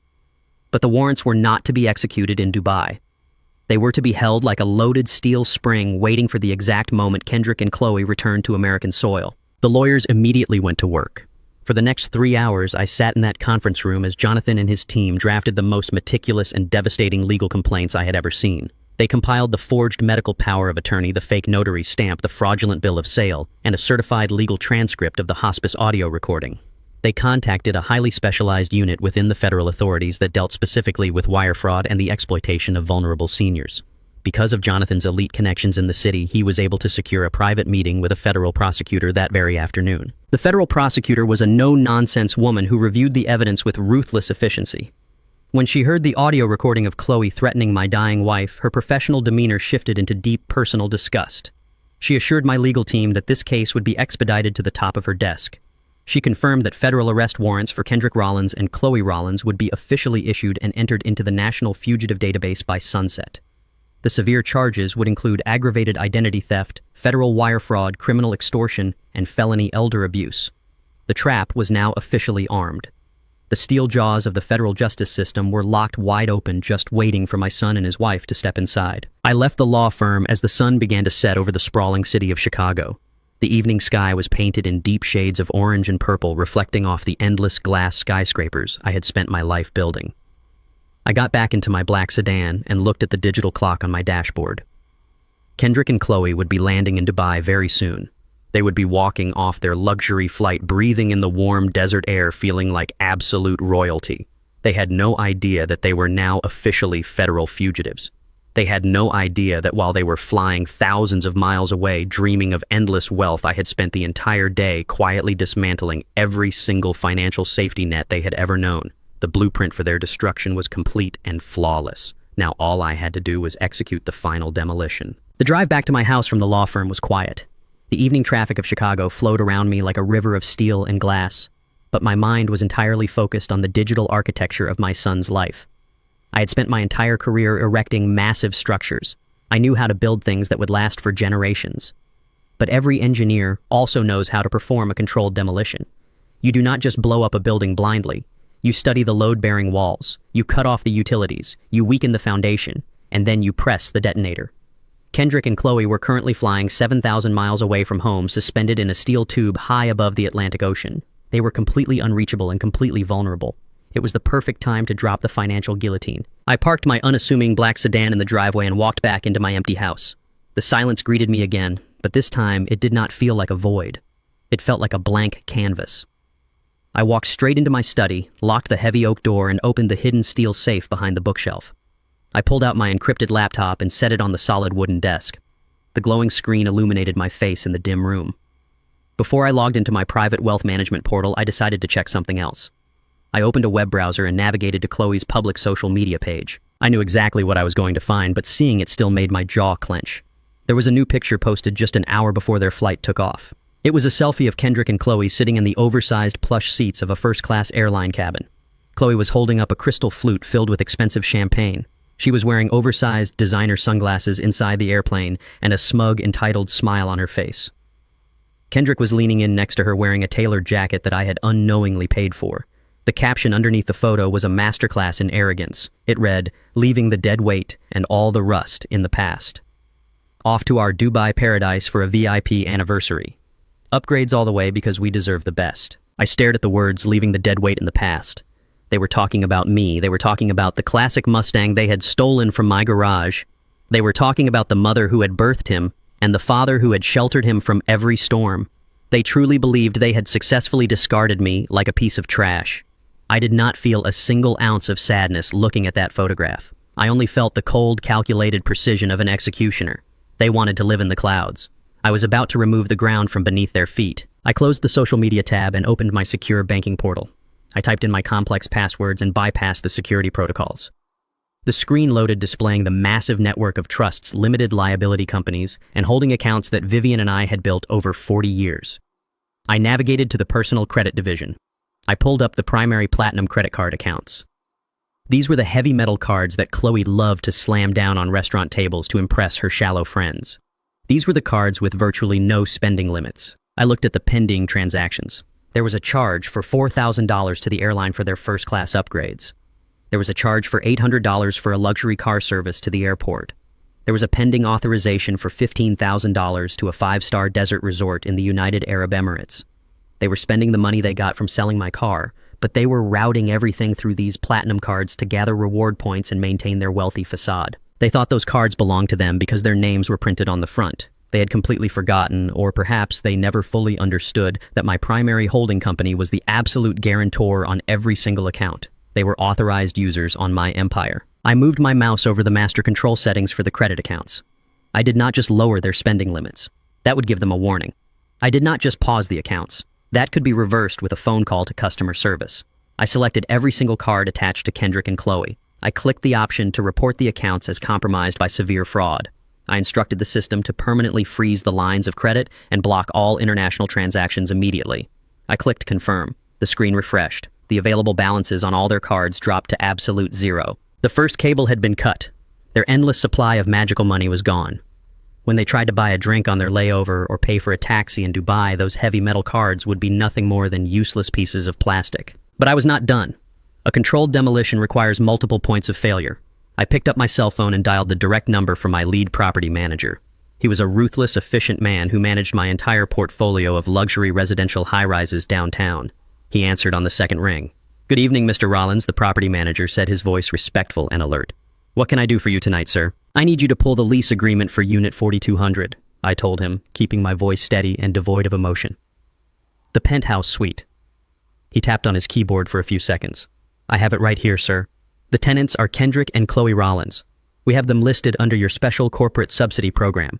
You are the primary financial guarantor on the lease. Not anymore, I said. I am officially revoking my guarantor status, effective immediately due to a discovery of severe financial fraud committed by the tenants. Because their independent income does not meet the minimum requirement for a luxury penthouse, they are now in immediate breach of contract. I heard the property manager stop typing. He understood exactly what was happening. He knew I was evicting my own son. He did not ask any questions. He simply waited for his orders. I want a 24-hour notice to vacate posted on their door tonight, I commanded. Send a maintenance crew up there first thing tomorrow morning. I want the digital access codes to the penthouse completely wiped and reprogrammed. I want the physical locks changed. Have a professional moving crew pack all of their remaining personal belongings into black trash bags and move them into the basement storage facility. If they want their things back, they can contact the legal department. They no longer have a home in my building. Consider it done, Mr. Rollins, the manager replied without hesitation. The codes will be wiped by midnight. The unit will be secured and empty by noon tomorrow. I ended the call and set the phone down on my desk. The second cable had been cut. Their sanctuary was gone. They had spent years filling that penthouse with expensive furniture, designer clothes, and arrogant memories. Now it was just empty space waiting for a new tenant. Even if they somehow managed to find a way back to Chicago, they would arrive to find themselves locked out on the street with absolutely nowhere to go. They were officially homeless. There was only one final structural support left to destroy. In the modern world, communication is survival. If you are stranded in a foreign country, your cell phone is your only lifeline. It is your map, your bank, your translator, and your only way to call for help. Kendrick and Chloe were addicted to their phones. They lived their entire lives through glowing screens, seeking validation from strangers on the internet. I opened a new tab on my laptop and logged into the master account for our family telecommunications plan. Years ago, when Kendrick was just starting his career, I had set up a comprehensive corporate phone plan to save him some money. I owned the master account, and I paid the bill every single month without ever bringing it up. It was just another invisible safety net I had provided for my son. I looked at the data usage statistics on their lines. Chloe was already using the in-flight wireless network to post more updates and browse her social media feeds. She was completely oblivious to the financial slaughter taking place back home. I navigated to the device management dashboard. I selected the phone numbers belonging to Kendrick and Chloe. I disabled their international roaming capabilities. I turned off their cellular data plans completely. And then, just to ensure absolute isolation, I suspended their voice and text messaging services. I effectively turned their $1,000 smartphones into useless glowing bricks. They would not be able to make calls. They would not be able to access their mobile banking apps to see why their cards were declining. They would only be able to use whatever free public wireless networks they could beg for in the airport or hotel lobbies. I clicked Save Changes. The system processed the request and confirmed that the lines were officially disconnected. The final cable had been severed. The controlled demolition was complete. I slowly closed the encrypted laptop. The screen went dark, leaving the study in deep shadows. I leaned back in my leather chair and let out a long, slow breath. For a brief moment, the image of Kendrick as a little boy flashed in my mind. I remembered teaching him how to ride a bicycle in the park. I remembered showing him how to tie his necktie before his high school graduation. I remembered the pride I felt when he got his first job. But then the audio recording of him standing in the hospice room telling his dying mother to just sign away her money pushed those warm memories into the incinerator. The boy I raised was dead. The man who replaced him was a parasite, and I had just eradicated the host. I stood up from my desk, walked over to the small wooden cabinet in the corner of the study, and poured myself a neat glass of aged bourbon. I walked back to the desk and raised the glass toward the empty room. I raised it to Vivian. She was the brilliant architect who had seen this coming. She was the one who had hidden the truth under the passenger seat of her beloved classic car, knowing that her greedy son would eventually try to sell it. She had given me the tools to protect our legacy. I took a slow, burning sip of the bourbon. I looked at the old grandfather clock ticking quietly against the wall. Kendrick and Chloe were still flying high above the world, wrapped in their blankets of arrogance and stolen luxury. But in a few short hours, their airplane would begin its descent into the blazing heat of the Middle East. They would step off that plane expecting red carpets and royal treatment. They would walk up to the customs agents and luxury hotel concierges completely unaware that the world they left behind no longer existed. They were about to land in a strange desert country with no money, no credit, no home to return to, and no way to call for help. They had abandoned me to fund their paradise. Now they were about to discover exactly what it feels like to be completely and utterly stranded. The financial guillotine had dropped, and they had not even felt the blade yet. I sat in the quiet darkness of my study in Chicago with nothing but the soft glow of my encrypted laptop illuminating the room. I was watching the digital logs of my banking portal refresh in real time. But to truly understand the sheer magnitude of the destruction I had just unleashed, you have to picture exactly what was happening 7,000 miles away. You have to imagine the blistering heat of the Arabian desert and the towering glass skyscrapers of Dubai. Kendrick and Chloe were landing in a world built on extreme wealth and absolute rules. They thought they were kings and queens arriving to claim their throne. They had absolutely no idea that I had just turned their royal carriage into a rolling prison. The international flight touched down at the massive Dubai airport. Kendrick and Chloe stepped off the plane wearing their expensive designer clothes that I had unknowingly paid for over the years. They bypassed the regular crowds because they had used the money from my stolen classic car to book an exclusive VIP arrival service. They walked through the pristine terminal, feeling like celebrities. Chloe was holding her phone high in the air, recording videos for her social media followers. She wanted the whole world to see how successful and glamorous she was. Her phone was connected to the free airport wireless network, so the videos uploaded perfectly. She smiled at the camera and boasted about leaving the boring past behind and stepping into a life of pure luxury. A man in a sharp black suit greeted them at the arrival gate holding a digital tablet with Kendrick Rollins displayed in elegant gold letters. Kendrick nodded at the man with a smug expression, acting as if he had been born into this level of service. The man escorted them through a private exit and led them to a waiting chauffeur-driven white Rolls-Royce. Chloe giggled with delight as the driver opened the heavy door for her. She slid into the plush leather seats and immediately tried to post another video. But as the heavy doors of the Rolls-Royce closed, separating them from the airport signal, her phone lost its connection. She tapped the screen a few times, feeling a slight annoyance when the cellular data symbol did not appear. She assumed it was just a temporary glitch with the international roaming setup. She had no idea that I had completely terminated her data plan from my desk in Chicago. The luxurious car glided down the massive desert highways, heading toward the city center. Kendrick looked out the tinted windows at the towering Burj Khalifa and the endless, sprawling wealth of Dubai. He felt a deep sense of accomplishment. He truly believed he had earned this vacation by outsmarting his old, senile father. He thought he had executed a brilliant financial maneuver by selling my 1969 Ford Mustang. He put his arm around his wife and told her this was just the beginning of their new, lavish lifestyle.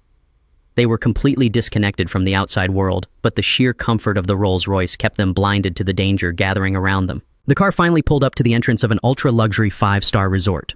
It was an architectural marvel, built with imported marble towering golden pillars and cascading waterfalls right in the middle of the desert.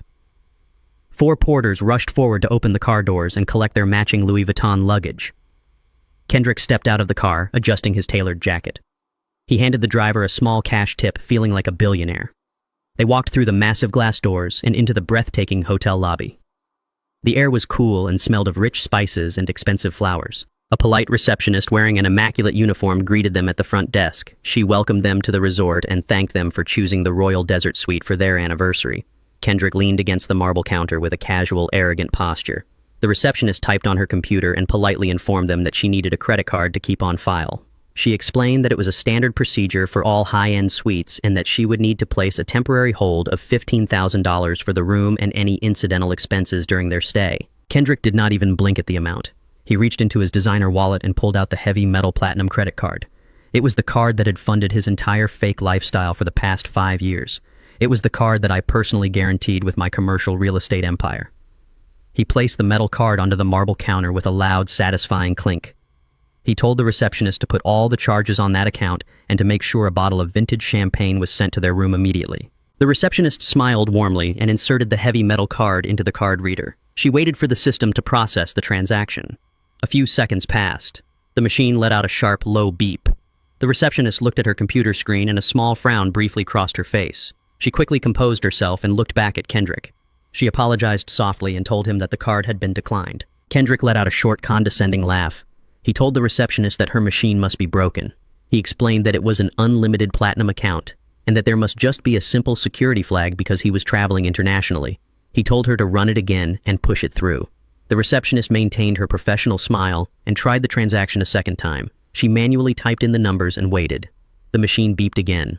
A bright red error message flashed on her screen stating that the account was frozen due to severe fraud and that the merchant should not honor the card under any circumstances. She looked up at Kendrick and her tone became slightly more serious. She informed him that the bank had completely blocked the transaction and that the card was reading as permanently suspended. Kendrick felt a sudden flush of heat in his cheeks. A few wealthy guests standing nearby in the lobby turned their heads to look at the commotion. Kendrick hated being embarrassed in public. He reached into his pocket and pulled out his cell phone, intending to call the bank and yell at a customer service representative. But when he looked at his screen, he saw that he had zero signal. There was no cellular network. There was no roaming. His phone was a dead piece of glass and metal. Chloe saw her husband struggling and rolled her eyes. She let out a loud, dramatic sigh meant to show the entire lobby how inconvenienced she was. She opened her purse and pulled out her own matching platinum card. She told the receptionist not to worry about her husband and to just use her card instead. Chloe boasted that they had plenty of funds and told the clerk to hurry up because they had a private desert safari to prepare for. The receptionist took Chloe's card and inserted it into the machine. Chloe leaned against the counter, tapping her manicured nails on the marble, completely confident that her card would work. The machine processed the request. It beeped the exact same low, sharp tone. The receptionist looked at the screen and saw the exact same fraud warning. The account was permanently frozen. The funds were gone. The atmosphere at this front desk instantly shifted. The polite, welcoming smiles of the hotel staff vanished. The receptionist took a step back from the counter and quietly pressed a button under her desk. She told Chloe that her card had also been declined and that both accounts were returning severe fraud alerts from the issuing bank in the United States. Panic finally began to claw its way into Kendrick's chest. He frantically tapped the screen of his dead cell phone, trying to find a wireless network. Chloe snatched her card back from the counter and demanded to know what was going on. Her voice was shrill and panicky. She told the receptionist they had just flown first class and had plenty of money. She demanded to speak to the manager immediately. The hotel manager was already walking toward them. He was a tall, imposing man dressed in a flawless dark suit. He approached the desk with two large security guards walking silently behind him. The manager did not smile. He looked at the computer screen, verified the fraud alerts, and then turned his cold gaze toward Kendrick and Chloe. He spoke in perfect, clear English. He informed them that their payment methods were invalid and that they had already incurred charges for the luxury airport transfer service. He explained that in the United Arab Emirates, financial fraud and the inability to pay debts are not treated as simple civil matters like they are in America. In Dubai, passing bad checks or attempting to use frozen credit accounts to secure luxury services is a strict criminal offense. He told them that people go to prison for a very long time for exactly what they were doing right now. Kendrick felt his knees grow weak. The blood completely drained from his face. He tried to explain that it was just a banking error and that his father was a wealthy engineer who would fix it. He practically begged the manager to let them use the lobby telephone to call home. But the manager shook his head. He told Kendrick that until the $15,000 deposit and the transportation fees were paid in full in cash, they were considered a severe flight risk. The manager delivered the final crushing blow with absolute professional detachment. He calmly instructed his security guards to step forward. He told Kendrick and Chloe that hotel protocol for this specific situation required the immediate confiscation of their passports as collateral. He explained that if they could not produce the required funds within 24 hours, he would be forced to contact the local police and report them for financial fraud. Chloe began to hyperventilate. She screamed that they could not take her passport and that she was an American citizen. One of the security guards stepped closer to her, invading her personal space just enough to silence her. The guard held out his hand. Kendrick, trembling and covered in a cold sweat, slowly reached into his jacket pocket. He pulled out their two blue American passports and handed them over to the manager. The manager took the passports and placed them in his breast pocket. He told them they were not allowed to check into the suite. He told them they were not allowed to use any of the resort facilities. They were effectively stranded in the massive marble lobby surrounded by wealth they could no longer touch. They had no money. They had no working cell phones. They had no passports. They were trapped in a foreign desert 7,000 miles away from home, facing the very real threat of a harsh foreign prison. The financial guillotine I had built in Chicago had dropped, perfectly isolating them in a nightmare they created entirely by themselves. I sat in my study watching the security alerts from the credit card company confirm the declined transactions in Dubai. I could picture the exact look of horror on my son's face. He had spent his entire adult life acting like he was superior to the man who raised him. He thought his mother's legacy was just a tool to fund his arrogance. Now he was standing in the sweltering heat of the Middle East, completely stripped of his fake armor. He was about to learn the most painful lesson of his miserable life. And the best part was that I did not have to lift a single finger to hurt him. I just stopped protecting him. I just let the real world handle him. The trap was locked and there was no way out. The grandfather clock in the hallway chimed 3 times. It was 3 in the morning in Chicago. The city outside my window was completely asleep, wrapped in the cold, dark embrace of the early morning. But I was wide awake. I sat in my heavy leather armchair in the study with the lights turned off. The only illumination came from the street lamps outside, casting long shadows across the walls of my home. In my right hand, I held a heavy crystal glass filled with aged bourbon. It was a very specific bottle. Vivian had bought it for my 60th birthday. She told me to save it for a moment of absolute triumph.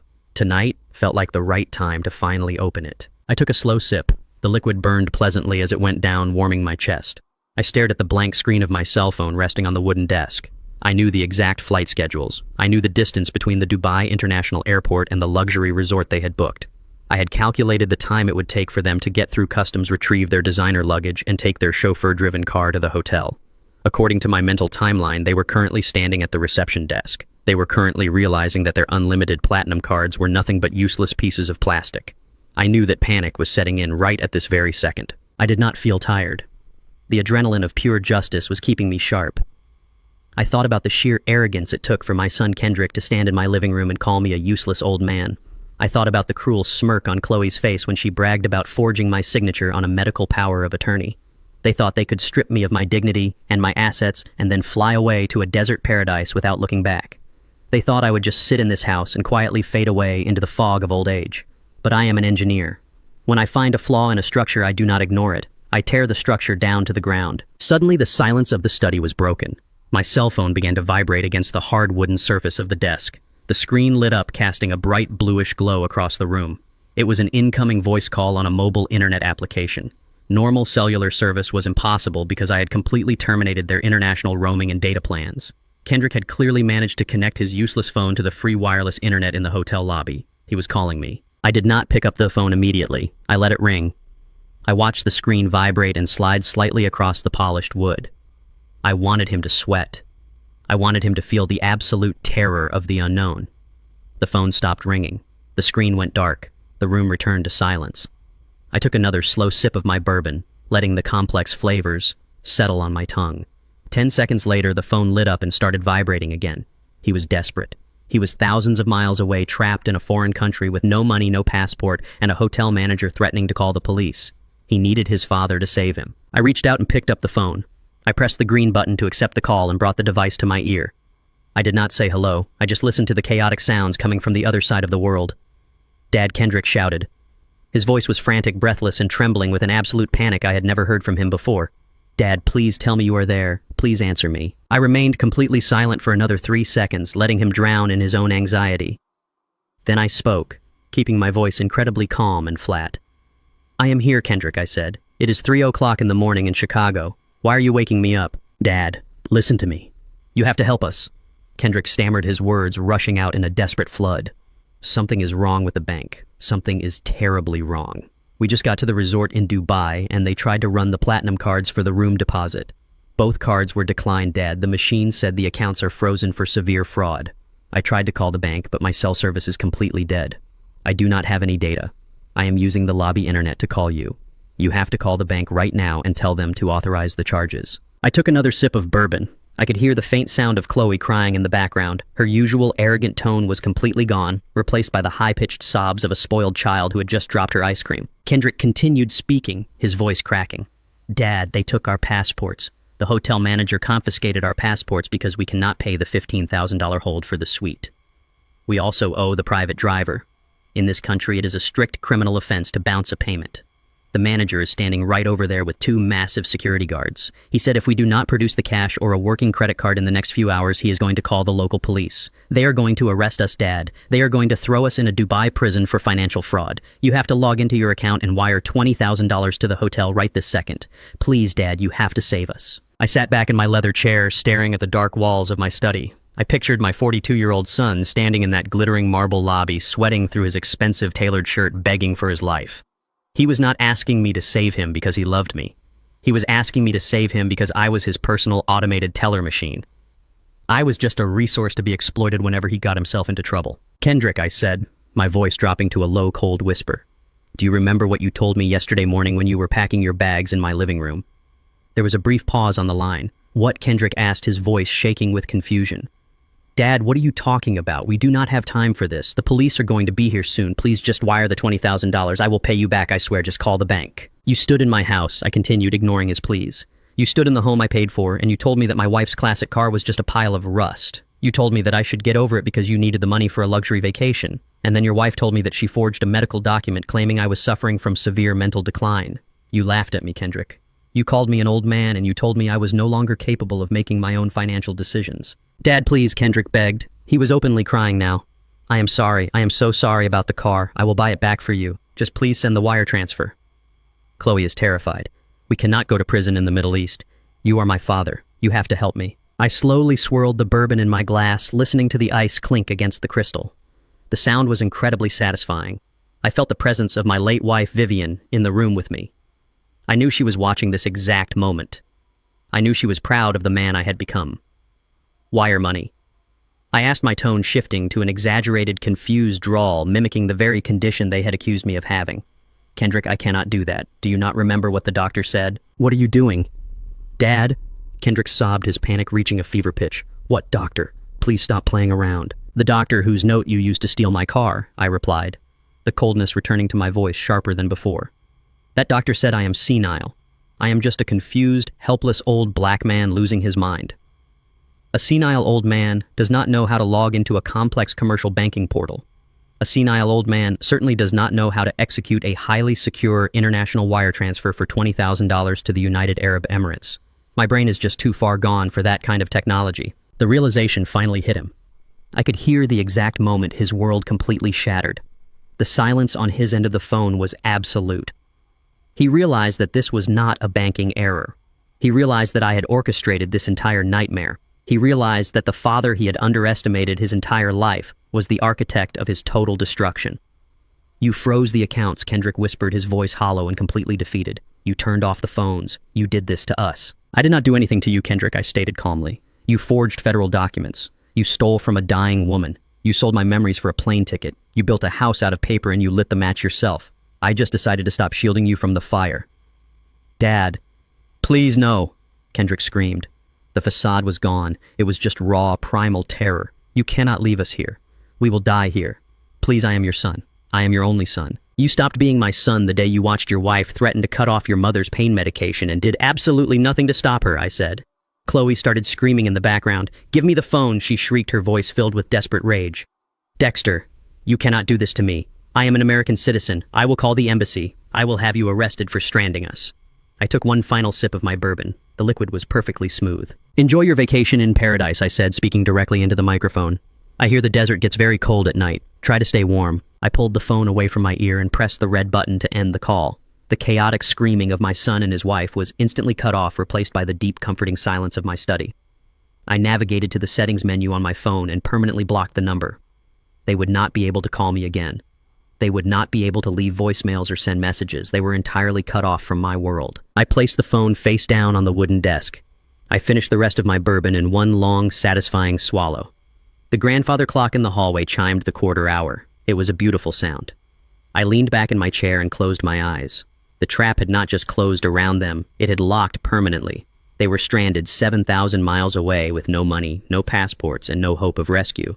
They would face the ruthless consequences of the law in a foreign land, and when they finally managed to crawl back to the United States, the federal agents would be waiting to finish the job. I had successfully demolished the rotten foundation.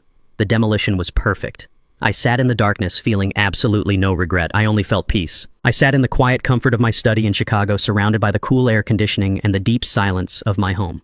7,000 miles away, the sun was rising over the Arabian desert, baking the city of Dubai in 110-degree heat. I did not need to be there to see exactly what was happening. I had engineered this collapse so perfectly that I could picture every single miserable second of their downfall. The luxury resort manager had given them a stark ultimatum. He kept their 2 blue American passports locked in his safe. He told them they had exactly 12 hours to produce the cash to cover the airport transfer fees and the cancellation penalties. If they failed, he would hand the matter over to the local authorities. In that country, financial fraud is not met with a slap on the wrist. It is met with a cold, concrete cell. The security guards escorted my 42-year-old son and his entitled wife out of the pristine, air-conditioned lobby. The heavy glass doors slid shut behind them, locking them out of paradise. The heat hit them instantly like a physical blow. The morning sun in the desert is unforgiving. It beats down on the pavement and radiates upward, suffocating anyone who is not prepared for it. Kendrick was wearing a heavy tailored suit jacket. Chloe was wearing a delicate designer silk dress and high heels meant for walking on marble floors, not blistering concrete. They stood on the sidewalk dragging their matching luxury suitcases, entirely abandoned by the world. For years, their marriage had been held together by a fragile web of my money. I paid the rent for their luxury penthouse. I paid the credit card bills that funded their lavish dinners. Without my financial protection, there was nothing left to mask the ugly reality of their relationship. The illusion was gone, and the toxicity immediately boiled over. They dragged their heavy luggage down the perfectly paved street, looking for shade that did not exist. The wheels of their expensive suitcases rattled loudly against the concrete. Sweat began to pour down Kendrick's face, soaking through his expensive collar. Chloe's perfect hair was ruined by the stifling humidity, and her heavy makeup began to melt down her cheeks. The physical discomfort broke whatever patience she had left. She stopped walking, dropping the handle of her bag, and turned on my son.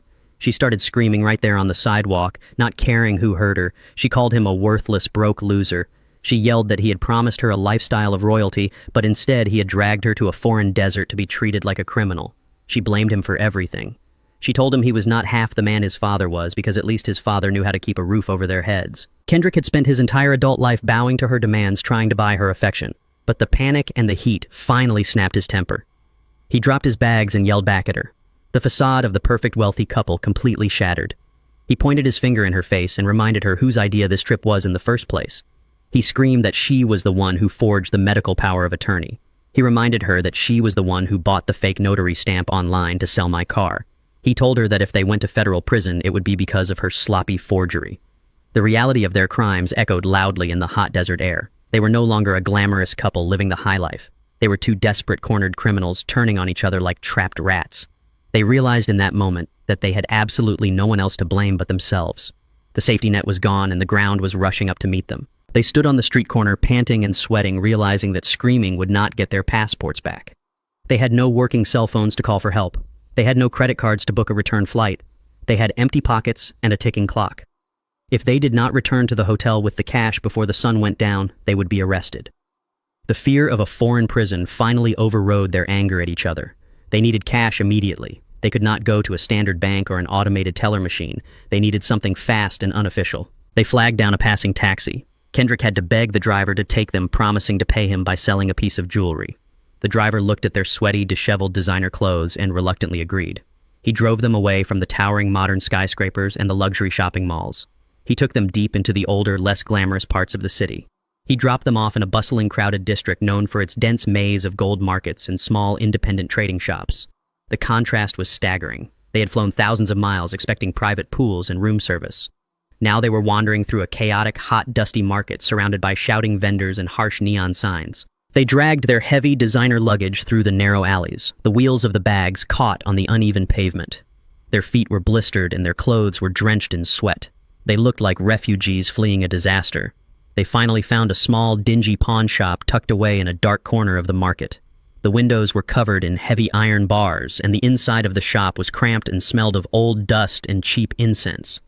A stern-looking man sat behind a thick pane of bulletproof glass, examining pieces of gold with a jeweler's magnifying glass. He looked up as Kendrick and Chloe stumbled into his shop. He saw two desperate, sweating Americans dragging expensive luggage. He knew exactly what kind of people they were. He knew they were desperate, and he knew he held all the power. Kendrick approached the thick glass and took off his watch. It was a solid gold Rolex. I had bought him that watch 5 years ago to celebrate a promotion he barely earned. He pushed it through the small slot under the glass. He told the shop owner it was worth over $20,000. The owner picked it up, examined it for a few seconds, and offered him $3,000 in local currency. Kendrick tried to argue. He tried to raise his voice and demand a fair price, but the shop owner simply slid the watch back across the counter and told him to leave. The owner knew they had no leverage. Kendrick swallowed his pride and pushed the watch back, offering to take the deal. He had to surrender his dignity for pennies on the dollar. But $3,000 was not enough. They needed to pay the hotel, and they needed to buy 2 international flights back to the United States. Chloe stepped forward, her hands shaking. She took off her diamond engagement ring and her diamond wedding band. These were rings that Kendrick had bought using the money he secretly funneled from my corporate accounts. She pushed the sparkling diamonds through the slot. She was sobbing now. The reality of her situation was fully breaking her spirit. She was trading the very symbols of her fake wealth just to avoid going to jail. The shop owner examined the diamonds and offered her another $4,000. Chloe cried and begged for more, but the man remained completely silent and unmoving. She nodded her head, accepting the humiliating deal. They still needed more cash for the flights. Chloe looked down at her matching set of expensive suitcases, the bags she had proudly paraded through the airport just a day ago. She unzipped them right there on the dirty floor of the pawn shop. She pulled out her expensive silk dresses, her designer shoes, and Kendrick's tailored suits. She stuffed their clothing into cheap, thin plastic garbage bags the shop owner tossed over the counter. Then she pushed the empty luxury suitcases through the slot. The owner gave them a few $100s for the luggage. They walked out of the dark pawn shop back into the blinding heat of the desert sun. They were holding a small stack of local currency. Kendrick no longer had his gold watch. Chloe no longer had her diamonds. They were carrying their wrinkled, sweaty clothes in cheap black garbage bags. The glamorous facade was completely stripped away. They had traded their entire identity just to buy a miserable ticket back to reality. They had to walk back to the hotel, pay the angry manager, and retrieve their passports. And then they had to go back to the airport to beg for the cheapest, longest economy flights back to New York. They were completely defeated, physically exhausted, and emotionally destroyed. They had nothing left but the bitter realization that they had brought this entirely upon themselves. And the beautiful part was that they still did not know the worst was yet to come. They thought the nightmare was ending. They did not know that my federal trap was waiting for them at the finish line. I sat in the quiet comfort of my study, sipping the last drops of my bourbon. 7,000 miles away, my son and his wife were living through a self-inflicted nightmare. They had walked out of a dusty pawn shop in the worst part of Dubai, carrying their designer clothes in cheap black garbage bags. They had traded their dignity, their wedding rings, and their expensive watches just to survive. Now they had to make the long, humiliating walk back to the five-star resort to face the hotel manager. I could picture Kendrick sweating through his ruined tailored shirt, clutching a wad of local currency in his shaking hands. The blazing desert sun was unforgiving, punishing them for every step they took on the burning concrete. They walked through the glittering marble doors of the hotel, looking like common beggars. The wealthy guests in the lobby turned their heads to stare at them in absolute disgust. Chloe tried to hide her face behind her messy blonde hair, completely stripped of her usual arrogance. They approached the front desk and dropped the crumpled bills onto the polished stone counter. The hotel manager looked at the money with complete contempt. He counted the bills slowly, deliberately letting them feel the heavy weight of their humiliation. When he was satisfied, he reached into his safe and tossed their 2 blue American passports onto the counter. He did not say thank you. He simply told his security guards to escort them off the property immediately. They were thrown out onto the blistering street without a backward glance. They managed to find a cheap taxi to take them to the international airport. The ride was silent and suffocating. The air conditioning in the old car was broken, and the smell of exhaust fumes filled the cabin. When they finally arrived at the massive airport terminal, they rushed to the ticketing counters, desperate to escape the country. Kendrick approached the agent and asked for 2 seats on the next flight to Chicago or New York. The ticketing agent typed on her computer and gave him the price for a direct flight. Kendrick looked at the small pile of cash he had left over from the pawn shop. It was not nearly enough.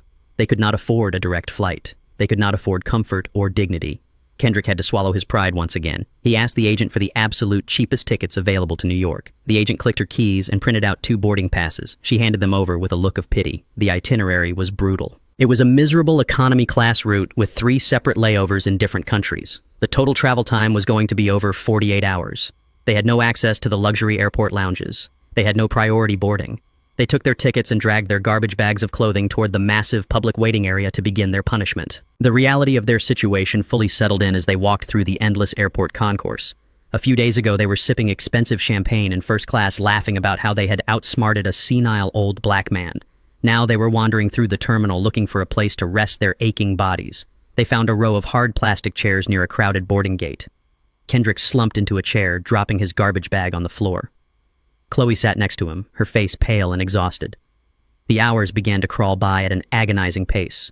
The airport was freezing cold, but they had sold their heavy coats to the pawn shop owner. Their stomachs began to rumble, but they had to count every single coin they had left just to survive the journey. Kendrick walked over to a brightly lit vending machine in the corner of the terminal. He fed a few coins into the slot and bought 2 stale prepackaged sandwiches and a single bottle of water. He brought the pathetic meal back to the plastic chairs. Chloe looked at the cold sandwich wrapped in cheap plastic.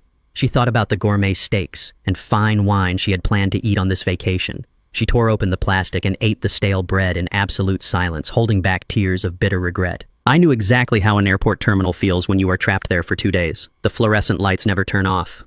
The announcements echo through the speakers every 10 minutes, making sleep completely impossible. Kendrick and Chloe spent 48 brutal hours living in those hard plastic chairs. Their bodies ached and their muscles cramped. They smelled of stale sweat, exhaustion, and profound failure. Kendrick looked at his hands. Without his heavy gold watch, his wrist looked bare and weak. Chloe kept touching her finger where her massive diamond engagement ring used to be. The empty space on her hand was a constant reminder of how far they had fallen. They took turns sleeping, using their garbage bags full of wrinkled clothes as pillows. People walking past them gave them wide berths, treating them like vagrants. The glamour was completely dead. The illusion of wealth was entirely shattered. They were stripped down to their absolute lowest core. And in that dark, miserable space, the final threads of their toxic marriage began to snap. It happened during their second sleepless night in the terminal. The exhaustion finally broke Chloe. She sat up from her plastic chair and looked at Kendrick with a cold, vicious hatred. She did not whisper. She wanted him to hear every single word. She told him that he was a pathetic, broke failure. She told him that she only married him because she thought he had a guaranteed inheritance from a wealthy father. She screamed that he could not even steal a car properly without ruining their lives. Kendrick stared at her, his eyes bloodshot and hollow. He had spent years buying her designer bags and expensive dinners trying to prove he was a successful man. He had betrayed his own dying mother just to keep this woman happy. And now, sitting in a freezing airport terminal smelling of sweat and dirty clothes, she was throwing him away like garbage. Chloe leaned in close to his face and delivered the final blow. She told him that the very second their plane landed in New York, she was calling a lawyer. She promised to divorce him and leave him with absolutely nothing. She told him she never wanted to see his face again once they touched American soil. Kendrick did not argue back. He did not yell. He just sat there looking down at the scuffed floor of the airport. The absolute weight of his decisions crushed him. He realized in that exact moment that he had lost everything. He had lost his beautiful home in the sky because I evicted him. He had lost his endless supply of money because I froze the accounts. He had lost his pride in the dirty pawn shop. And now he had lost the wife he had sacrificed his own soul to please. He was a 42-year-old man with no money, no home, no family, and no future. He was completely broken. He closed his eyes and buried his face in his hands, wishing he could turn back time. He wished he had never sold that cherry red Mustang. He wished he had never listened to Chloe when she suggested faking my medical records. But regret is a useless emotion when the damage is already done. He had made his choices, and now he had to live in the ruins of his own life. I closed my eyes in my quiet Chicago home and pictured them finally boarding that cramped economy flight to New York. They were sitting in the very last row near the bathroom, squeezed between crying children and exhausted travelers. They thought the worst part of their nightmare was over. They thought that if they just suffered through this long, miserable flight, they could eventually start picking up the pieces of their broken lives. They believed that landing at the John F. Kennedy Airport would be the end of their punishment. They were so incredibly foolish. They had absolutely no idea what I had prepared for them. They did not know that my high-powered legal team had delivered the forged documents and the audio recordings to the federal authorities. They did not know that the federal prosecutor had already signed the warrants for their arrest. As their plane flew through the dark sky heading back toward the United States, they were completely oblivious to the fact that their punishment had not even truly begun. They thought they were flying home to freedom. They did not know that a team of federal agents was already standing at the arrival gate waiting to lock them in chains the exact second they stepped off the plane. I smiled in the darkness of my study. The foundation had been completely demolished. Now it was time to clear away the rubble. I sat in the quiet comfort of my study in Chicago, watching a digital flight tracker move slowly across my laptop screen. The small airplane icon was just crossing the eastern seaboard of the United States, beginning its final descent into New York. For the past 48 hours, my son Kendrick and his wife Chloe had been trapped in a flying metal tube. They had endured 3 grueling layovers in crowded, noisy international airports. They had slept on uncomfortable seats surrounded by crying infants and exhausted travelers. They had eaten stale, packaged food because they could not afford anything else. They had traded their luxury life for a desperate, miserable crawlback to reality. I knew exactly how their bodies felt right now. Their muscles were cramped and aching from sitting in the cheapest economy seats at the very back of the plane near the lavatories. Their designer clothes, once a symbol of their immense arrogance, were now wrinkled, stained with sweat, and smelling of profound defeat. They truly believed that the absolute worst part of their nightmare was finally coming to an end.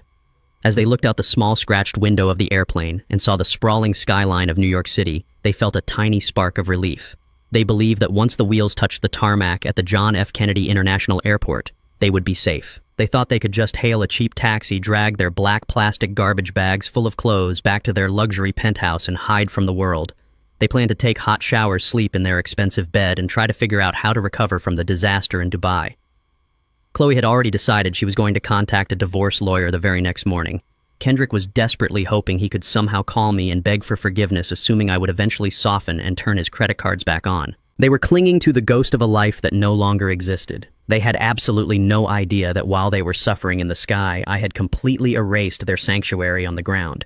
They did not know that the locks on their penthouse had been changed and that their remaining belongings had been tossed into a basement storage facility. But more importantly, they did not know about the welcoming committee I had arranged for them at the airport. The heavy wheels of the commercial airliner hit the runway with a loud screech, bouncing slightly before settling onto the concrete. Kendrick and Chloe unbuckled their seatbelts with trembling hands. They did not have the privilege of walking off the plane first. They had to wait agonizingly long minutes while the first class and business class passengers disembarked. The very same passengers they used to look down upon were now walking past them. Finally, it was their turn to shuffle down the narrow aisle. They stepped out of the aircraft and into the brightly lit terminal. The fluorescent lights of the airport were harsh and unforgiving, highlighting the dark, heavy circles under their eyes and their pale, exhausted faces. They walked through the long, endless corridors of the International Arrivals Building. They handed their blue American passports to the customs agents, answering the standard questions with dry throats and nervous voices. The agents stamped their documents and waved them through, unaware of the federal alerts hovering just below the surface of the computer system.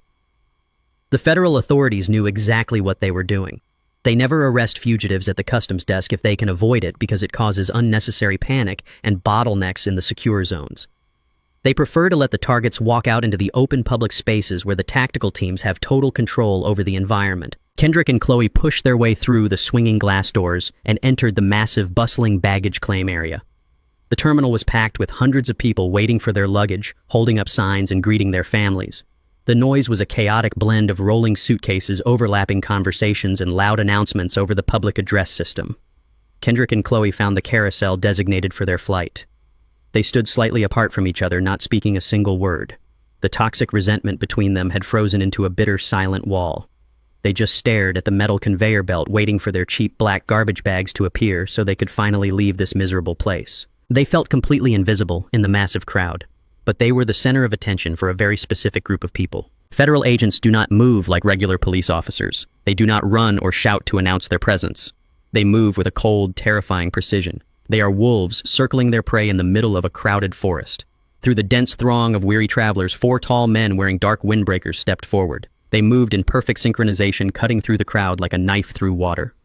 The large, bold yellow letters printed on the back of their jackets spelled out the 3 most terrifying letters in the American justice system: FBI. The crowd of civilians instinctively parted, sensing the heavy authority radiating from the 4 men. Conversations around the baggage carousel suddenly stopped. People took a step back, pulling their children close, watching the dark figures converge on a single point. Kendrick happened to look up from the conveyor belt. He saw the 4 men walking directly toward him. His exhausted brain struggled to process the image. For a brief, foolish second, he thought they were walking past him to grab a dangerous criminal hiding somewhere in the crowd. But the lead agent, a tall, broad-shouldered man with a stern, uncompromising face, locked eyes directly with Kendrick. The agent did not break his gaze. He marched straight up to my son, stopping less than 2 feet away. The other 3 agents immediately flanked them, forming an inescapable human wall around Kendrick and Chloe. Chloe finally looked up from the floor. Her eyes widened in absolute shock as she saw the federal badges clipped to the agents' belts. Her mouth dropped open, but no sound came out. She was completely paralyzed by the sudden, overwhelming presence of law enforcement. The lead agent spoke. His voice was deep, resonant, and carried over the noise of the baggage carousel, ensuring that every single person in the immediate vicinity could hear him clearly. Kendrick Rollins and Chloe Rollins, the agent announced, projecting his authority like a physical weapon. You are both under arrest. Kendrick felt the last remaining strength leave his legs. He swayed slightly, raising his hands in a weak defensive gesture. He tried to speak to ask if there had been some sort of mistake, but his throat was completely dry. He could only stare at the gold badge gleaming under the harsh airport lights. The agent did not give them a moment to breathe. He continued speaking, listing their crimes with absolute ruthless clarity. You are being charged with severe felony identity theft, federal wire fraud across state and international lines, and felony elder financial abuse. The words echoed through the crowded terminal. Identity theft, wire fraud, elder abuse. The passengers standing nearby gasped, covering their mouths and whispering to each other. Dozens of people pulled out their cell phones and began recording the entire confrontation. Kendrick and Chloe, the couple who had spent years obsessing over their pristine public image, were now the main attraction in a humiliating public spectacle. Kendrick simply dropped his head in total defeat. The reality of the situation crushed him. He realized that I had not just frozen his credit cards. I had handed his entire life over to the federal government. He slowly turned around and placed his hands behind his back, offering absolutely no resistance. He knew it was over. He knew the old man he had mocked and discarded had engineered his complete destruction. But Chloe did not surrender quietly. The sheer entitlement that had fueled her entire existence suddenly erupted into absolute hysteria. She could not comprehend that she was facing actual consequences for her actions. She had always manipulated her way out of trouble. She refused to believe that her glamorous life was ending in a dirty airport terminal. She took a step back, shaking her head violently. No, she screamed, her voice shrill and piercing. No, this is a mistake. You cannot arrest me. I did not do anything wrong. It was him. She pointed a shaking finger directly at Kendrick, throwing her own husband to the wolves without a single second of hesitation. He did it, she yelled hysterically. He made me sign those papers. He stole the car. I am a victim here. You cannot do this to me. I want my lawyer. One of the federal agents stepped forward and firmly grasped Chloe by the arm. She let out a wild screech and tried to yank her arm away, thrashing her body in a desperate attempt to break free. She kicked her feet and screamed that they were ruining her life, but federal agents do not tolerate resistance. The agent swiftly twisted her arm behind her back, applying a professional submission hold that instantly neutralized her struggling. He pushed her firmly against the metal edge of the baggage carousel, forcing her to stand still. Chloe sobbed uncontrollably, her tears mixing with the melted makeup on her face. She looked absolutely pathetic, stripped of her designer diamonds and her fake arrogance. She was just a desperate criminal facing the cold, hard floor of reality. The heavy metallic click of the steel handcuffs echoed sharply over the noise of the terminal. It was a beautiful, definitive sound. Click, click. The steel jaws locked securely around Kendrick's wrists. Click, click. The metal clamped down tightly on Chloe's wrists, pulling her arms uncomfortably behind her back. The lead agent began to recite their Miranda rights in a steady, practiced rhythm. You have the right to remain silent. Anything you say can and will be used against you in a court of law. Kendrick closed his eyes tightly as the agent spoke.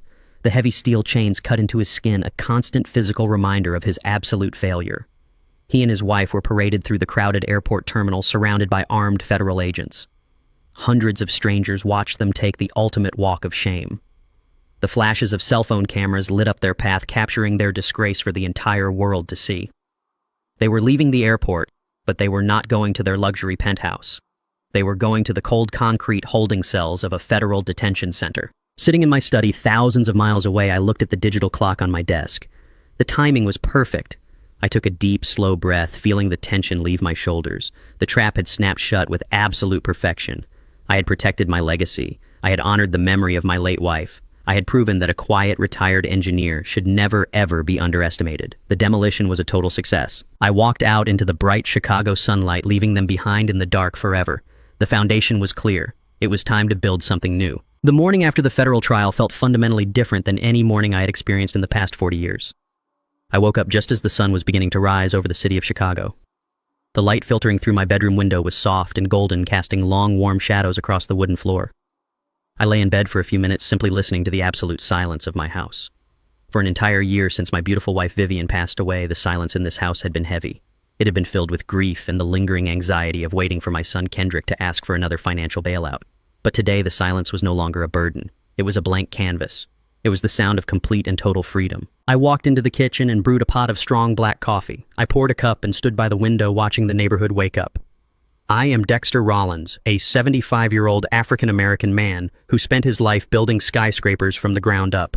I had spent decades laying concrete and welding steel, always believing that I was building a legacy for my family. I had poured every ounce of my energy into ensuring that Kendrick would never have to struggle the way I did. But the events of the past few months had taught me a brutal and necessary lesson. You cannot build a strong structure on a rotten foundation. Kendrick and his wife Chloe had proven themselves to be nothing more than parasites feeding on the hard work of others. Now they were locked away in federal prison, paying the price for their unimaginable greed and cruelty. The demolition was over. The dust had finally settled. But a master engineer knows that once a condemned building is torn down, you cannot just leave the empty lot to gather weeds. You have to clear the debris and build something new. You have to repurpose the ground. I finished my coffee and put on a tailored gray suit. I picked up my keys and walked out to my unassuming black sedan. I had a final piece of business to attend to. I drove away from my quiet suburban neighborhood and headed straight toward the towering glass and steel structures of the downtown financial district. I pulled into the private underground parking garage of the luxury high-rise building owned by my primary holding company. I took the private elevator all the way up to the top floor. I stepped out into the quiet carpeted hallway and walked toward Unit 4200, the penthouse suite. This was the luxurious sanctuary where Kendrick and Chloe had lived their fake glamorous life. I pulled a master key from my pocket and unlocked the heavy wooden door. I pushed it open and stepped inside. The air in the penthouse was stale. The electricity and the climate control had been shut off weeks ago when I first evicted them. The massive floor-to-ceiling windows offered a breathtaking panoramic view of the Chicago skyline and the deep blue expanse of Lake Michigan. I looked around the massive living room.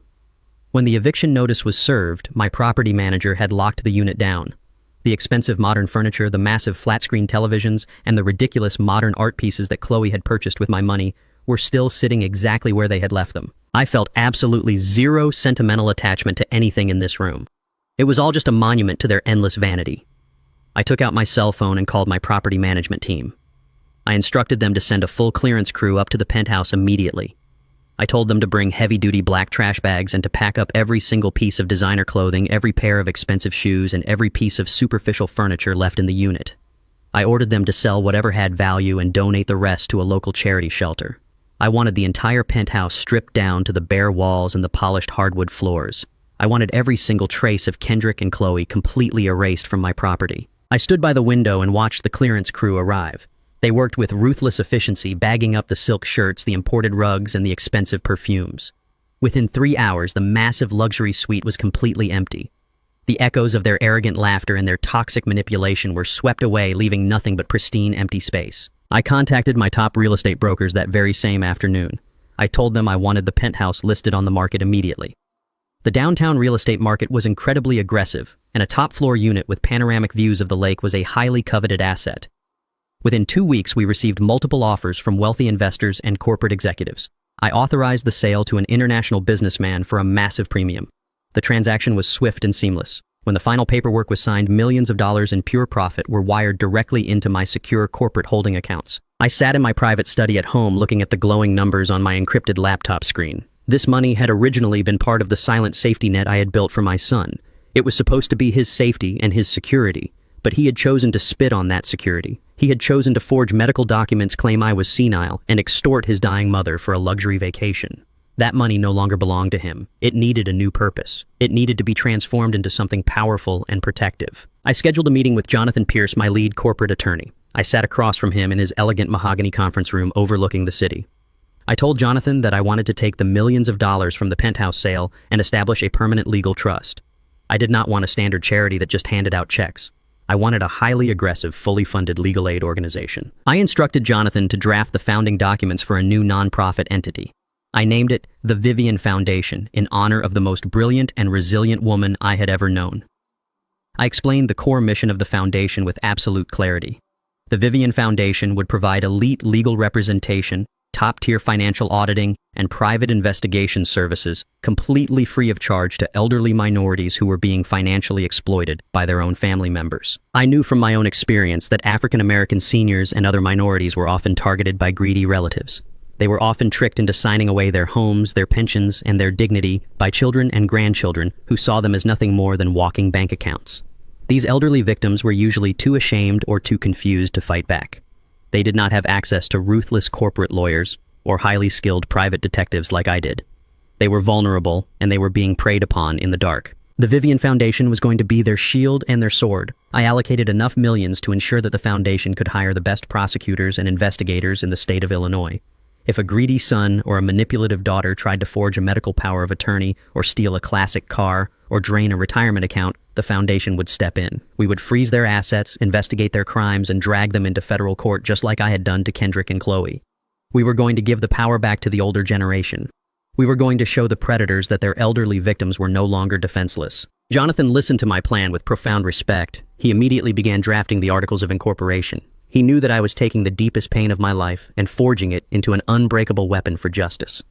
The legacy of my late wife was no longer tied to the selfish actions of our son. Her legacy was going to save hundreds of lives. A few days after the foundation was officially launched and fully funded, I woke up to a beautiful clear morning. I put on a dark suit and drove my black sedan to the quiet, peaceful cemetery on the outskirts of the city.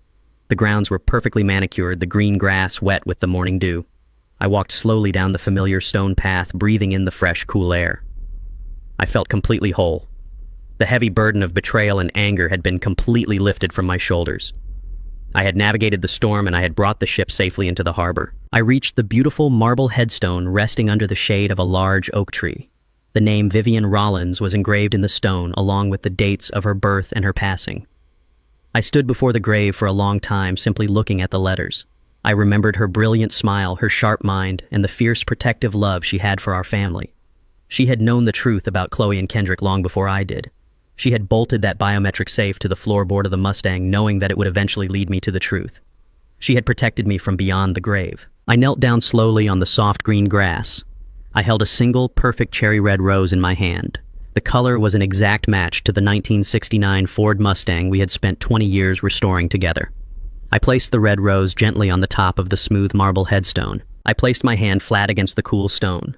I closed my eyes and let a deep, profound sense of peace wash over my entire body. I leaned forward and spoke softly, allowing my voice to carry on the gentle morning breeze. "Your legacy is safe, my love," I whispered to the quiet cemetery. "The foundation is secure. The parasites are gone and they have been punished. You can rest now, Vivian. We finally won." I stood back up and smoothed the front of my jacket. I looked at the bright blue sky stretching endlessly over the city of Chicago. I am Dexter Rollins. I am 75 years old. I survived the betrayal of my own flesh and blood, and I emerged stronger than ever before. I turned my back to the grave and walked down the path toward my car. I was entirely alone, but I had never felt more alive. My life was finally my own, and the future was waiting to be built. The crisp morning air felt different today. It was the kind of air that signals a profound shift in the seasons of a man's life. I stood in the hallway of my home and looked at my reflection in the tall mirror. I am Dexter Rollins. I am 75 years old. For most of my life, I believed that blood was the strongest bond a man could build. I believed that because Kendrick was my son, I had an unbreakable obligation to protect him from the harsh realities of the world. Society constantly tells us that we must forgive our family members no matter how badly they treat us. We are told to keep the peace and turn the other cheek. But the last few months have taught me a difficult and necessary truth. Blood does not make someone family. Respect and loyalty make someone family. When you harbor a toxic person in your life simply because you share the same last name, you are not being a good parent. You are simply feeding a parasite. Setting boundaries with the people you love is the hardest thing a human being can ever do. It goes against every natural instinct you have to nurture and protect. But when those same people look at you and see nothing but an automated teller machine, you have to make a choice. You can either let them drain you until there is nothing left, or you can cut the cord and let them fall. I chose to cut the cord. I allowed my son to dig his own grave because true love sometimes means stepping aside and letting a criminal face the absolute consequences of his own actions. Kendrick made his choice the day he decided his mother's legacy was just a pile of rust taking up space. I walked down the hallway and pulled my old vintage leather jacket from the closet hanger. It was the same dark brown jacket Vivian had bought for me 30 years ago. The leather was worn and soft, carrying the faint, familiar scent of cedar and old memories. I slipped it on, feeling the comfortable weight settle onto my broad shoulders. I opened the heavy wooden door that led out to the garage and stepped inside. The space was no longer empty. Sitting directly in the center of the concrete floor under the bright overhead lights was my 1969 cherry red Ford Mustang. Vince Romano had kept his promise. His detailers had brought the car back to my home in absolute pristine condition. The paint gleamed like wet glass, reflecting the light with a flawless, deep red shine. The chrome bumpers were polished to a mirror finish. I walked slowly around the vehicle, running my calloused hand along the smooth, cool metal of the fender. This car was a monument to the 20 years of love and patience I had shared with my wife. It was not just a machine. It was a testament to survival and resilience. I opened the driver's side door and slid into the driver's seat. The restored leather creaked softly beneath my weight. I gripped the wooden steering wheel, feeling the familiar contours of the grain. I reached into my pocket, pulled out the silver key, and slid it into the ignition. I took a deep breath, turned the key, and pressed my foot on the pedal. The massive V8 engine roared to life with a deep, thunderous growl. The sound vibrated through the floorboards and echoed loudly against the garage walls. It was the sound of absolute freedom. I shifted the car into gear and rolled out of the driveway, leaving my quiet suburban neighborhood behind. I had arranged to have the Mustang transported out west so I could finally take the trip Vivian and I had always talked about. I found myself driving the classic car down the winding, beautiful curves of the Pacific Coast Highway. The transition from the cold Midwestern winds to the warm, salty air of the California Ocean felt like a total rebirth for my soul. I rolled the windows down, letting the strong coastal breeze fill the cabin of the car. The sun was beginning to set over the vast expanse of the ocean, casting brilliant streaks of orange gold and deep purple across the evening sky. As I drove along the edge of the high cliffs, listening to the rhythmic roar of the engine and the crashing waves below, I felt a profound internal resolution. The heavy, dark clouds of betrayal that had shadowed my life for the past year were completely gone. I thought about Kendrick and Chloe sitting in their small concrete federal prison cells. They were completely stripped of their designer clothes, their luxury vacations, and their arrogant pride. They had tried to break me down and steal my dignity, but they only succeeded in destroying themselves. I felt no pity for them anymore. They were exactly where they belonged. I had reclaimed my life entirely. I had honored Vivian's brilliant foresight, and I had protected the empire we built together. I pulled the Mustang over at a quiet, scenic overlook. I stepped out of the car and walked toward the edge of the cliff, looking out at the endless horizon. The ocean was vast and powerful, reminding me that the world is so much bigger than the small, toxic bubbles we sometimes allow ourselves to get trapped inside. Before I started this long journey, I had visited Vivian's grave one last time. I placed a single perfect red rose on her smooth marble headstone. I stood in the quiet cemetery and whispered to her that her legacy was finally safe. I told her that her tormentors had been punished and that our wealth was now going to protect hundreds of other vulnerable seniors through the foundation we built in her name. The promise had been kept. I leaned against the hood of the Mustang, feeling the warmth of the engine radiating through the metal. The sun dipped lower, touching the very edge of the water. I looked directly ahead, speaking my truth to anyone who might be listening. Some people tell me I was too cold, too calculating. They say, "But Dexter, he is your son." I say he stopped being my son the day he threatened his dying mother. What do you think? Did I go too far, or did they get exactly what they deserved? Drop your thoughts in the comments below. If this story resonated with you, hit that like button, subscribe for more, and drop a super. Thanks if you want to support the channel. Stay vigilant, stay strong, and remember, never let anyone mistake your silence for weakness. The greatest lesson I learned from this entire ordeal is that true wealth is never measured by the car you drive or the designer clothes you wear. True wealth is found in the integrity of your character and the respect you show to the people who built the foundation you stand on. We are often taught that we must forgive our family, no matter what they do to us. But tolerating abuse is not love, it is self-destruction. You have every right to protect your peace, your dignity, and your legacy, even if it means walking away from your own flesh and blood. If this story gave you the courage to stand up for yourself, do not forget to hit that like button, subscribe to the channel, and share your own experiences in the comments below so we can keep building a community of strong survivors.